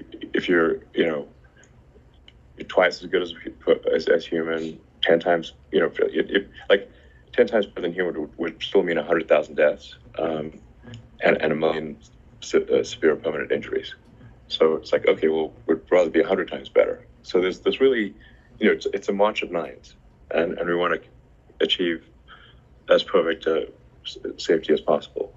It's vast, truly mind-boggling amounts of video and computer needed for that. So, and then I do think there's other applications for Dojo, but we just desperately need it for video training. Great. Just to gaming. Add to what Elon mentioned. So, the numbers that he mentioned are, between R&D spend and capital spend. Yeah. And, this is moving quickly. And so we provide a 3-year outlook on our capital expense. We are considering these expenses in that outlook. I might leave. And as that moves up and down, we'll continue to update. I got to make a video on all this. Yeah, I want to say the fundamental rate limiter on the progress of full self-driving is training. That's if we had more training compute, we would get it done faster. So work it, bank it. That's it. And it's just difficult to predict how quickly we can execute on it. Great, thank you. Just as a follow-up, I recognize, there's some incredible macro uncertainty right now, but you're sticking with your near-term, your volume target of 50% CAGR. As we just think about sort of in the year ahead, Cybertruck is going to be some contribution. There's going to be some help from further EV penetration growth. But to what extent are you willing to sacrifice on pricing to keep that 50% volume CAGR intact? This is a dumb question. Or, are you thinking differently about margins versus your prior commentary, willing to sacrifice on margins? That's to get our more goal. Share? What do you want them to say? It's not about getting more share. It's just that you can think of every car that we sell or produce that has full autonomy capability as actually something that in the future may be worth as much as 5 times what it is today. Because average passenger vehicle is doing like maybe 10 hours of driving a week. You know, if let's say it's 1.5 hours a day on average, that's 10 hours a week, ish. If you've got an autonomous, if that vehicle is able to operate autonomously and be used in some either dedicated autonomous or partially autonomous, like Airbnb, maybe sometimes you allow your car to be used by others. Sometimes you want to use it exclusively, just like Airbnb, doing Airbnb with a room in your house. Just now I made that. That the value is just tremendous. So I think it would be. I think it does make sense to sacrifice margins in favor of making more vehicles, because we think in the not too distant future they will have a dramatic valuation increase. I think the Tesla fleet value increase at the point at which we can upload full self-driving and it's approved by regulators will be the single biggest step change in asset value maybe in history. Sure. Thank you. Let's go to the next analyst. The question comes from Emmanuel Rosner from Deutsche Bank. That's the news. That's what happened. Thank you very much. Two questions from me as well. First, following up on the autonomy. So, before you start launching these dedicated robotaxi vehicles on existing vehicles, you're improving FSD, incrementally. What is your latest targeted timing to essentially release a non-beta version or an eyes-off version that would trigger much higher take rates? And would Tesla benefit from lowering the price of FSD? Too many questions, but I like the last question. Well, obviously, as people have sort of made fun of me, and perhaps quite fairly have made fun of me, yes. My predictions about achieving full self-driving have been optimistic in the past. The reason they've been optimistic is what it tends to look like is we'll make rapid progress with a new version of FSD, but then it will curve over logarithmically. So at first, like a logarithmic curve looks like just sort of fairly straight upward line, diagonally up. And so if you extrapolate that, then you have a great thing. But then, because it's actually logarithmic, it curves over, and then there've been a series of stacked logarithmic curves. Now, I know I'm the boy who cried FSD. Yes, he is. But I think we'll be better than human by the end of this year. Stop it! Stop! No, he can't keep getting That's not to say we're approved by regulators. And I'm saying that would be in the U.S. because we got to focus on one market first. But I think we'll be better than human by the end of this year. I've been wrong in the past. I may be wrong this time. And the price of FSD. So the weird thing is the price of FSD is actually very low. It's not high. When you go back to what I was saying earlier, the value of the car increases dramatically if it is actually autonomous. $15,000 is actually a low price, not a high price. Now we will offer, and I think we do sort of offer FSD as a sort of monthly subscription, although most people don't know that. So I'd recommend maybe trying it out as a monthly subscription, so you don't have to go with the $15,000 thing. But I think, obviously if the car is worth several times its original price, $15,000 is actually a low price for FSD. Oh my God! Shut up, please. Thank you. And the next question comes from William Stein from Truist. William, go ahead and unmute. Shut up. Great. Thank you very much for taking my question. I'd like to ask about to stick on this AI topic. We've read, with great interest the developments in Dojo today, and you've spoken about FSD. But you've also, Elon, you've started this X.AI company. And, for investors that think that there might be quite a bit of value in the AI features and products of Tesla, it might be concerning to see you, pursuing another endeavor where AI is the focus. So can you talk about how X.AI might overlap, might perhaps compete with Tesla, or in other ways, perhaps it enhances the value of what Tesla does? Thanks very much. Yeah, I think it will actually enhance the value of Tesla. There really were just some of the world's best AI engineers and scientists that were willing to join a startup, but they were not willing to join a large, sort of relatively established company like Tesla. So I was like, that's actually how it got started. I was interviewing a few people, and they're like, no, we want to do a startup. I was like, and that's all. And I couldn't convince them to join Tesla. So I was like, okay, well, better it's a startup that I run than they go work somewhere else. That's kind of the genesis of XAI. Really? And Why XAI didn't they want to join is Tesla? Focused on sort of AGI. So it's, but I'd like to say, I think there will be some 15,000 will never be cheap. I'm sorry. Value that XAI brings to Tesla. You could say maybe one day it'll be worth it, but it's not cheap. But also for the very best people in the world, they really just want to work on interesting problems. So if you take, say, our material science group, really what convinced Charlie Kuhlman to leave Apple, where he was very happy and well compensated, and built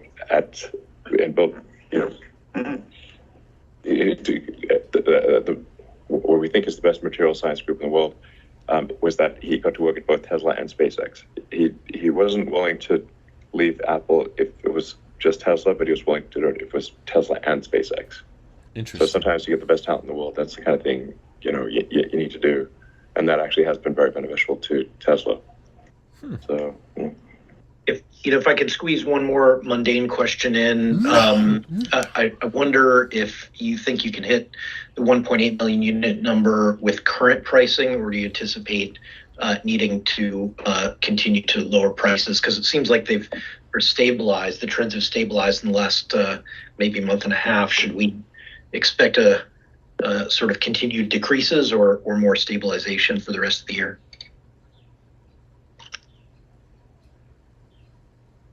Sure. We have really sort of restarted the referral program, which I think will be quite effective. As Zach was saying earlier, we don't control the macroeconomic conditions. So if interest rates continue to rise, that reduces the affordability of cars.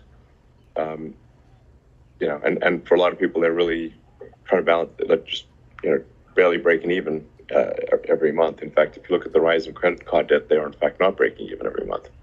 Like credit card debt is looking kind of scary. We just don't control the macro. It only prevents DUI deaths if the person who's drunk driving buys it. Stable. If they're not stable, then it's much cheaper if they just didn't drink and drive. Yeah. Thank you. Let's go to Colin Rush from Oppenheimer. Oppenheimer. Thanks so much, guys. As you're building out Dojo and implementing what truly is going to be a highly complex set of software, can you speak to the maturity of the operating system and how much outsourced software you're expecting to use in that system? This is a custom software stack, but it is designed such that you can run at a high level PyTorch. Thank you for the super chat. And JAX. But then we have to customize it to actually run on a custom silicon. So the software stack is a combination of open source software and then Tesla software all the way to the bare silicon, which is the case for the inference computer in the car. Okay, thanks so much. That's super helpful. And then can you speak to how you're managing some of the geopolitical risks relative to your capacity expansion? Obviously, as you guys continue to grow at this rate, you're going to be putting some folks out of business.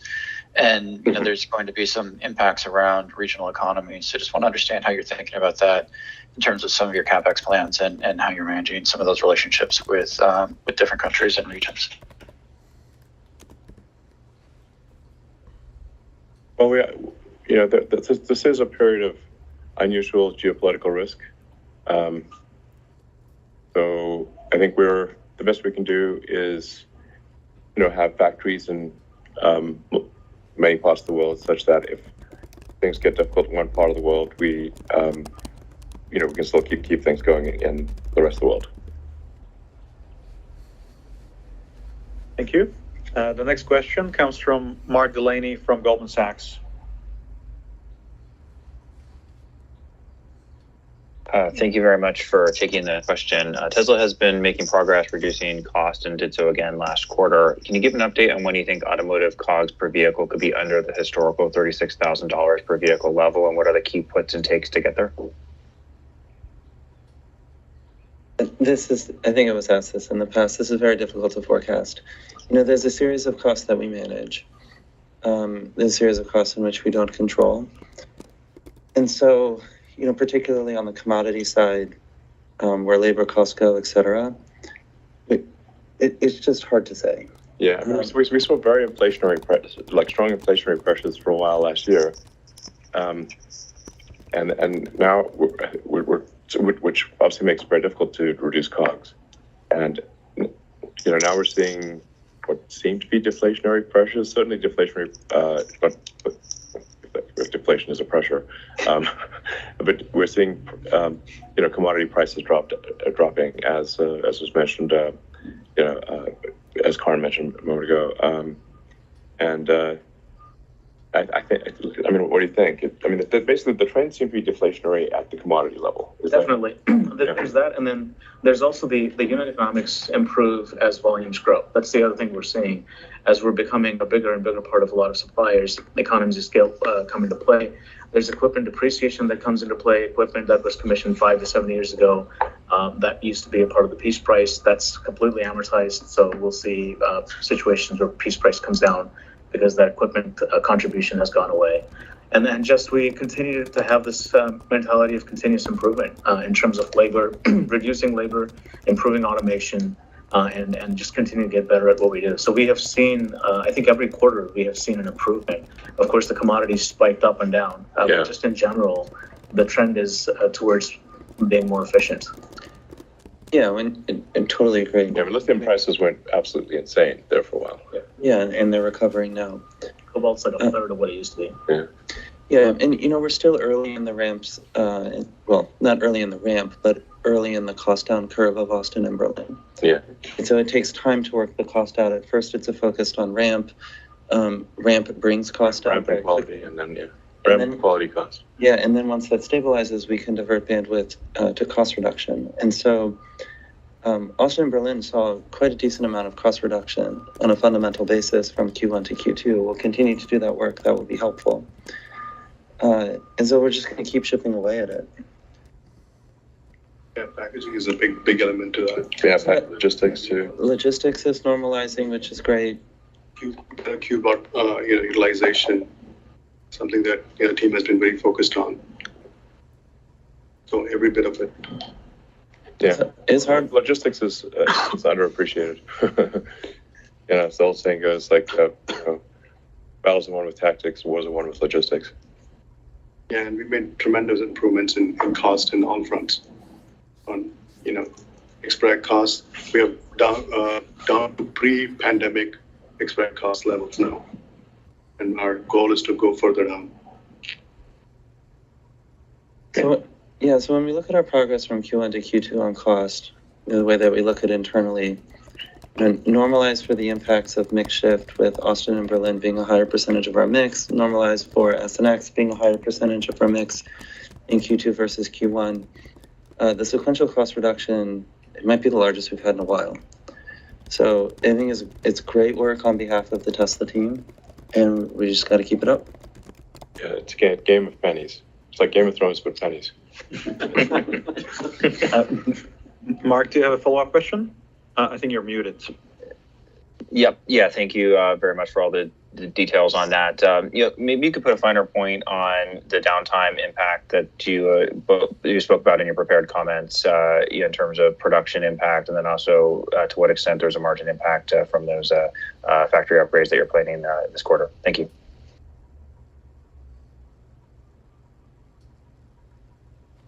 Yeah, the downtime,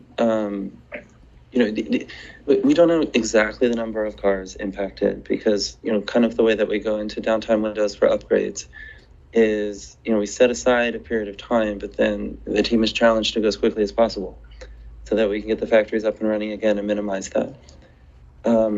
So it's not profound reduction, hopefully it's quite small. I think we're getting too much into the weeds here. I mean, we're asking for a level of precision that is not possible to answer. So let's move on. Yeah. I think this is unfortunately all the time we have for today. Okay. So we'll speak to you all in the next 3 months. Thank you very much. Thank you. Okay. There's the music. So we have reached the end, ladies and gentlemen. Wow! Very glad we react. I almost didn't react to the earnings call because I was like, yeah, the shareholder deck didn't have too much more information. But today, this kind of earnings call is the reason that I love reacting to them, is because sometimes they drop huge nuggets in the middle of them that are very, very important. Like, for one, the Cybercell. That tells us a lot. That means the Cybertruck has different 4680s from the all-wheel drive Model Y. And not only that, Drew Baglino confirmed that it has 10% higher energy density on top of that, which gives us an almost perfect view on what the energy density of the 4680 cells are. I love that they clarified that. That's wonderful, because not only does it tell people like me that I'm wrong, because I thought Tesla was going to use the same 4680s, but it also means that the people who are expecting a massive jump in energy density are wrong, because I know some people out there were speculating Tesla was going to have like twice the energy density with the Cybertruck 4680 cells. Okay, it's not twice as big, but it's a little bit bigger, so that gives us something to work with. And on top of that, they've decided to do a 1/4 exception to the no FSD transfer rule, which means if you order a Tesla in Q3, you can transfer FSD from your old car to your new car. And they said this is a one-time thing. That's a big deal because Tesla has never allowed people to do that before. This is the first time, and they're claiming it's the only time. My guess is Tesla's basically going to do that whenever they're trying to clear out inventory. I think it's another demand lever they can pull at any time. So that's a huge deal. And also, their wording around the Cybertruck has totally changed. In previous earnings calls, they said there'd be a delivery event near the end of Q3. Now they didn't say that. They just keep saying later this year, which in my opinion means end of year. So I think very likely there won't be a Cybertruck delivery event in September. I hope I'm wrong, but their wording was not pointing towards the idea of the Cybertruck being ready in 2 months. I think they would have been a little bit more clear on that. So yeah, what else? I totally forgot this huge nugget because it was at the very beginning. They have officially stated that thank you, Adam, a very large OEM has already approached Tesla and is interested in licensing full self-driving for them. So they're not ready to unveil that yet, but that's a big deal because it means that there's more avenues of revenue for Tesla. And similar to the adoption of NACS, usually it only takes one domino to fall for the rest to start triggering. So if Tesla has superior self-driving software to everybody else, why not just take that software from Tesla and put it in your own vehicles? So who is going to license FSD? We don't know, but we know now officially from Tesla's own statements that someone has tried. Someone is asking if it's possible. Tesla stock is not tanking. It's only down like 3.8%. That's normal market behavior, especially on a stock like Tesla. No specifics on price or range for Cybertruck. Again, I don't think Tesla will ever publicly talk about Cybertruck pricing. So Cybertruck pricing is not set in stone. It's probably subject to change. It might be one price on the first week and another price on the second week and another price on the next month. Tesla fluctuates prices all the time, so I don't think you should ever expect Tesla during an earnings call or even during the delivery event to say, here's how much it costs, because it's going to change in a week. So there's no point in committing to one singular price. Especially, all they really said about the Cybertruck is they're testing it, and the production of it is probably going to ramp very slowly because it's a new type of vehicle, and they've never manufactured a vehicle like this before. So it's in uncharted territory in terms of ramp up. They just said they expect first deliveries later this year. They used to say mid-2023, and then in previous calls they said Q3, and they didn't say that anymore. They're no longer saying this quarter, which in my opinion means probably Q4 at the soonest. Worst case scenario, it gets pushed to 2024. Not completely out of the realm of possibility, although I really hope that doesn't happen. They always sound so sad that they don't have more time. Well, they're busy people, and they always give 1 hour for the earnings call. They don't like to go over that, so... let's see. Buying FSD is buying a promise. Wait till it is out of beta. I agree, but it's a dangerous promise because there's a lot of expectations behind it. Like, Tesla will sell you full self-driving on a lease and then not let you buy out the end of that lease. There were people that watched Autonomy Day in 2019 that were told that their vehicle would become a robotaxi by the end of 2020. By Elon. He said that on the record. He said, yeah, 1 million robotaxis by 2020. I feel very confident. By the way things are progressing, it's looking very good. So, but they don't let people buy out their lease. So some people bought a lease, equipped full self-driving with it, and then after 3 years, they had to give their cars back. So they spent all this extra money on FSD because they were promised, and then they get nothing out of it. They had to return the Tesla. They got no money back on that investment at all. Tesla doesn't increase the trade-in value of your car if you buy FSD. So it's really just a huge profit margin for them. And yes, it takes money and time to develop the technology and stuff, and I'm sure they use that money to further the development of it, but it's just, I know so many people that have been disappointed and upset that they paid for it, especially when they find out, oh, wait, it might actually perform way better with hardware 4, and my car doesn't have hardware 4. Can I transfer full self-driving to my new car with hardware 4? Nope, you can't. I guess now this quarter you have the exception, but Model 3s don't have hardware 4 yet. So if FSD ain't if chief, why is this other car manufacturer talking about licensing? I'm not saying it's bad. I'm just saying it's expensive. And you need to be aware of its limitations, I think, is important. Don't buy FSD expecting it to be a robotaxi in the near future. Or even the distant future, honestly. Just buy it because you like what it offers now, but understand that it is, by definition, at least in its current form, it is a level 2 system. It is, you need to pay attention, you need to keep your hands on the wheel. And as of now, it will only be that way. It's a very good self-driving system, in my opinion. Don't get me wrong, I'm prefacing everything because the expectation that Elon keeps saying is that this will be self-driving level 5 by the end of the year or end of next year or whatever. And my point is, no, it's not that. It's a really cool, very capable driver assist feature, but that's it. It's driver assist. It's not driver replacement.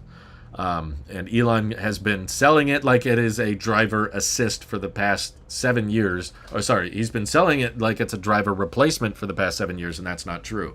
I totally understand why another company would want to license it because it's very capable. It's in my opinion, the most advanced self-driving system in the world.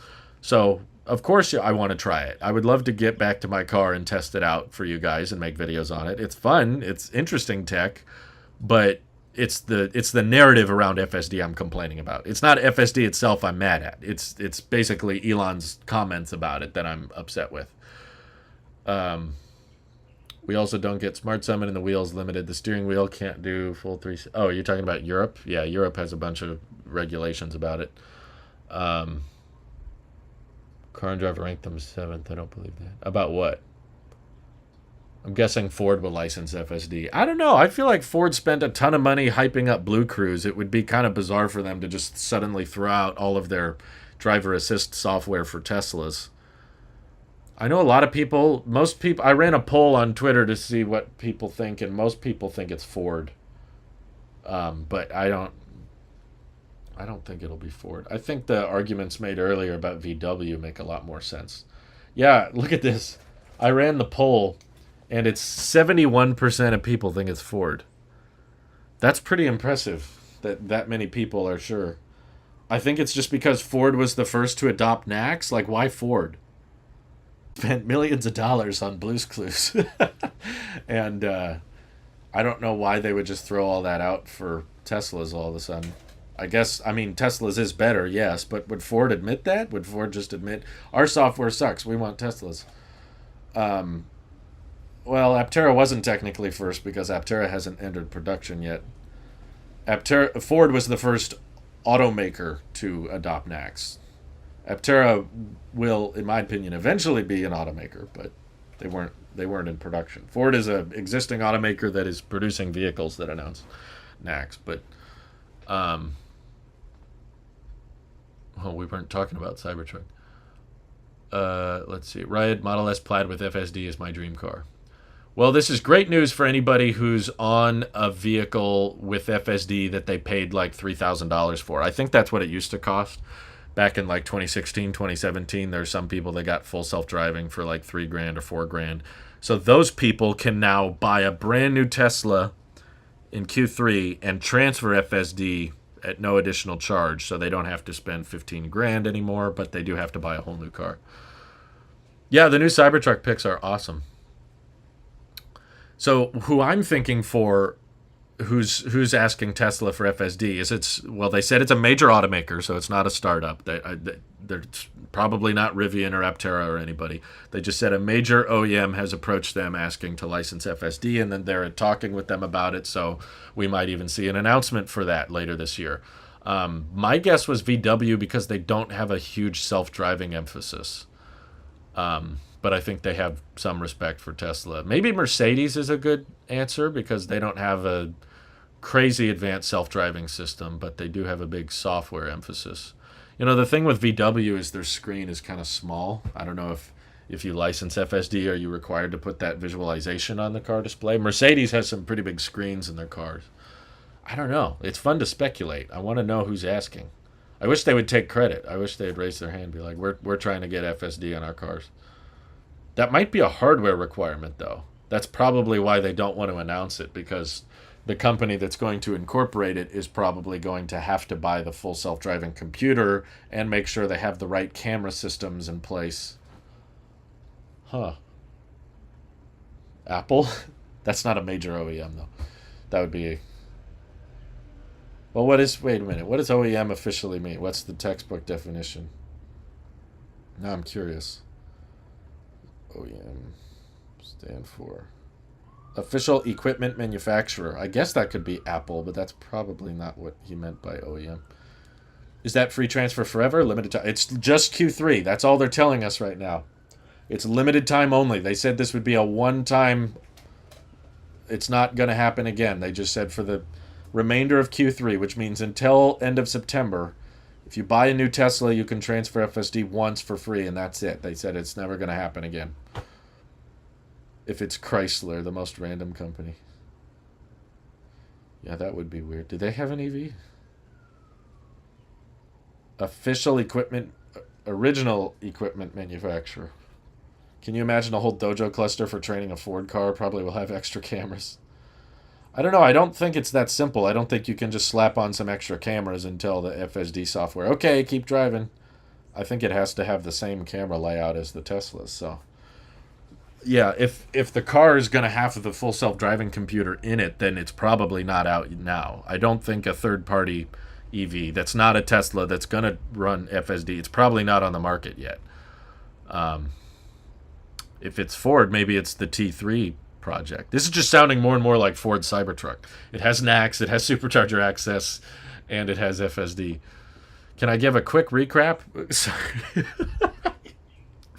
I'll do a recap real quick here. I think I'll do a video because there's so much exciting stuff here, and a lot of people aren't going to watch the very end of this live stream. So I did the thumbnail for the video already. Maybe Hyundai, that could be. Okay. The biggest news is, in my opinion, the Cybertruck is likely not coming out in Q3 because they've changed their wording from mid-2023 and from Q3 deliveries to later this year, which probably means end of the year. The next big announcement is that a major OEM has approached Tesla wanting to license full self-driving. That's a big deal. How is that other OEM going to do it, by the way? Does that mean the other OEM, do they just give full self-driving away in all their cars, or do they also charge $15,000 and Tesla gets a piece of that $15,000? Or does the OEM get to set the price? Like for us, full self-driving is $5,000, but for Tesla it's $15,000. There's so many questions about that. Secondly, Tesla is going to allow a one-time transfer of FSD for Q3. So if you buy a new Tesla in the third quarter, you can transfer FSD from your old Tesla to this new Tesla one time, and that's it. As far as we know, I think they'll probably do it again if they want more demand leverage. The other big news was they said that production in Q3 will actually go down because they are performing factory upgrades. So if it's going down a meaningful amount, I'm pretty sure that was Tesla acknowledging Project Highland indirectly. So they said there's going to be factory upgrades in the third quarter, which means probably the Model 3 is getting refreshed, which probably means that they're not going to unveil Project Highland in the third quarter. Maybe they'll wait till Q4 to unveil it. It's a nice holiday present. What else? Oh, yeah, the Cybertruck has a different kind of 4680 cell. That was big news to me. Drew Baglino called it the Cyber Cell, and he said it has 10% higher energy density than the existing 4680 Model Ys. So let me remind myself, energy density of 4680 cell. We already have 272 watt hours per kilogram is what it's at right now, I think, right? So they said, yeah, the EPA's previous report, here, I'll show you what I'm looking at, might as well. EPA report shows Tesla's 4680 battery energy density is 13% lower than the 2170 battery. Yeah, energy per cell, 81. Well, that's a bigger cell. Energy density, 229 watt hours per kilogram versus 262. So if it was 10% more, it's pretty much in line. There'll be 10% less crap. I think they're crap in terms of energy density, but they're probably gold in terms of cost savings. I think they're very cheap to build, and you can build them pretty quickly. So what is the official? This one says 229 watt hours per kilogram. This one says 272. I don't know if I trust this article. It's from the limiting factor. I trust him, but if there's a 13% energy density penalty, what is this? Most people are saying, well, this one says it's higher. Or no, adjusted energy density. What the heck does that mean? 244. So I guess that puts the 4680 cell on par with 2170s. That's still good, though, because you can make a 4680 pack structural. I don't know if you can do that with 2170s as easily. Cybercell probably gets energy density improvements from internal space improvements and dry electrode anode. Yeah, probably. Question is, how is the safety and EPA testing going? I'm sure it's very, very safe, and I bet it's the most efficient pickup truck they've ever tested. But yeah, it's still in the testing and validation phase. Let's see. Now I think about it, the OEM will have to have the right amount and placement of cameras as well as hardware equivalent computer. Yeah, they're going to have to buy the full self-driving computer from Tesla. So this is potentially a new revenue source for full self-driving, which I'm in favor of, because I don't like Tesla taking the revenue from us. If you want to find ways to monetize full self-driving, like robo-taxis and stuff, okay, but don't make me pay $15,000 because I'm not doing that. I'm low-key not surprised. Oh, you're not surprised that the 4680 cells are different? I was surprised considering how Tesla likes to recycle parts and batteries. Okay. But I think we're caught up here. There's still more testing and validation to be done. I don't think Cybertruck deliveries will be in September, but we got a lot to recap now. So I've got more videos to work on, but I appreciate you guys for tuning in. Thank you, Neil Pitts, for the super chat as well. And thank you guys for listening along with me. Thank you for putting up with the crappy internet from Spectrum. I won't be here in a week, so hopefully we don't have to put up with the crappy internet again. But thanks all for watching, and FSD from the OEM is going to be more than 15,000? I don't know. I'm really curious how the pricing structure for that's going to work. And I'm curious which automaker it is. I'll be fascinated to find out. Anyway, I appreciate you guys for watching, and I'll catch up with you later. Take care. Bye-bye.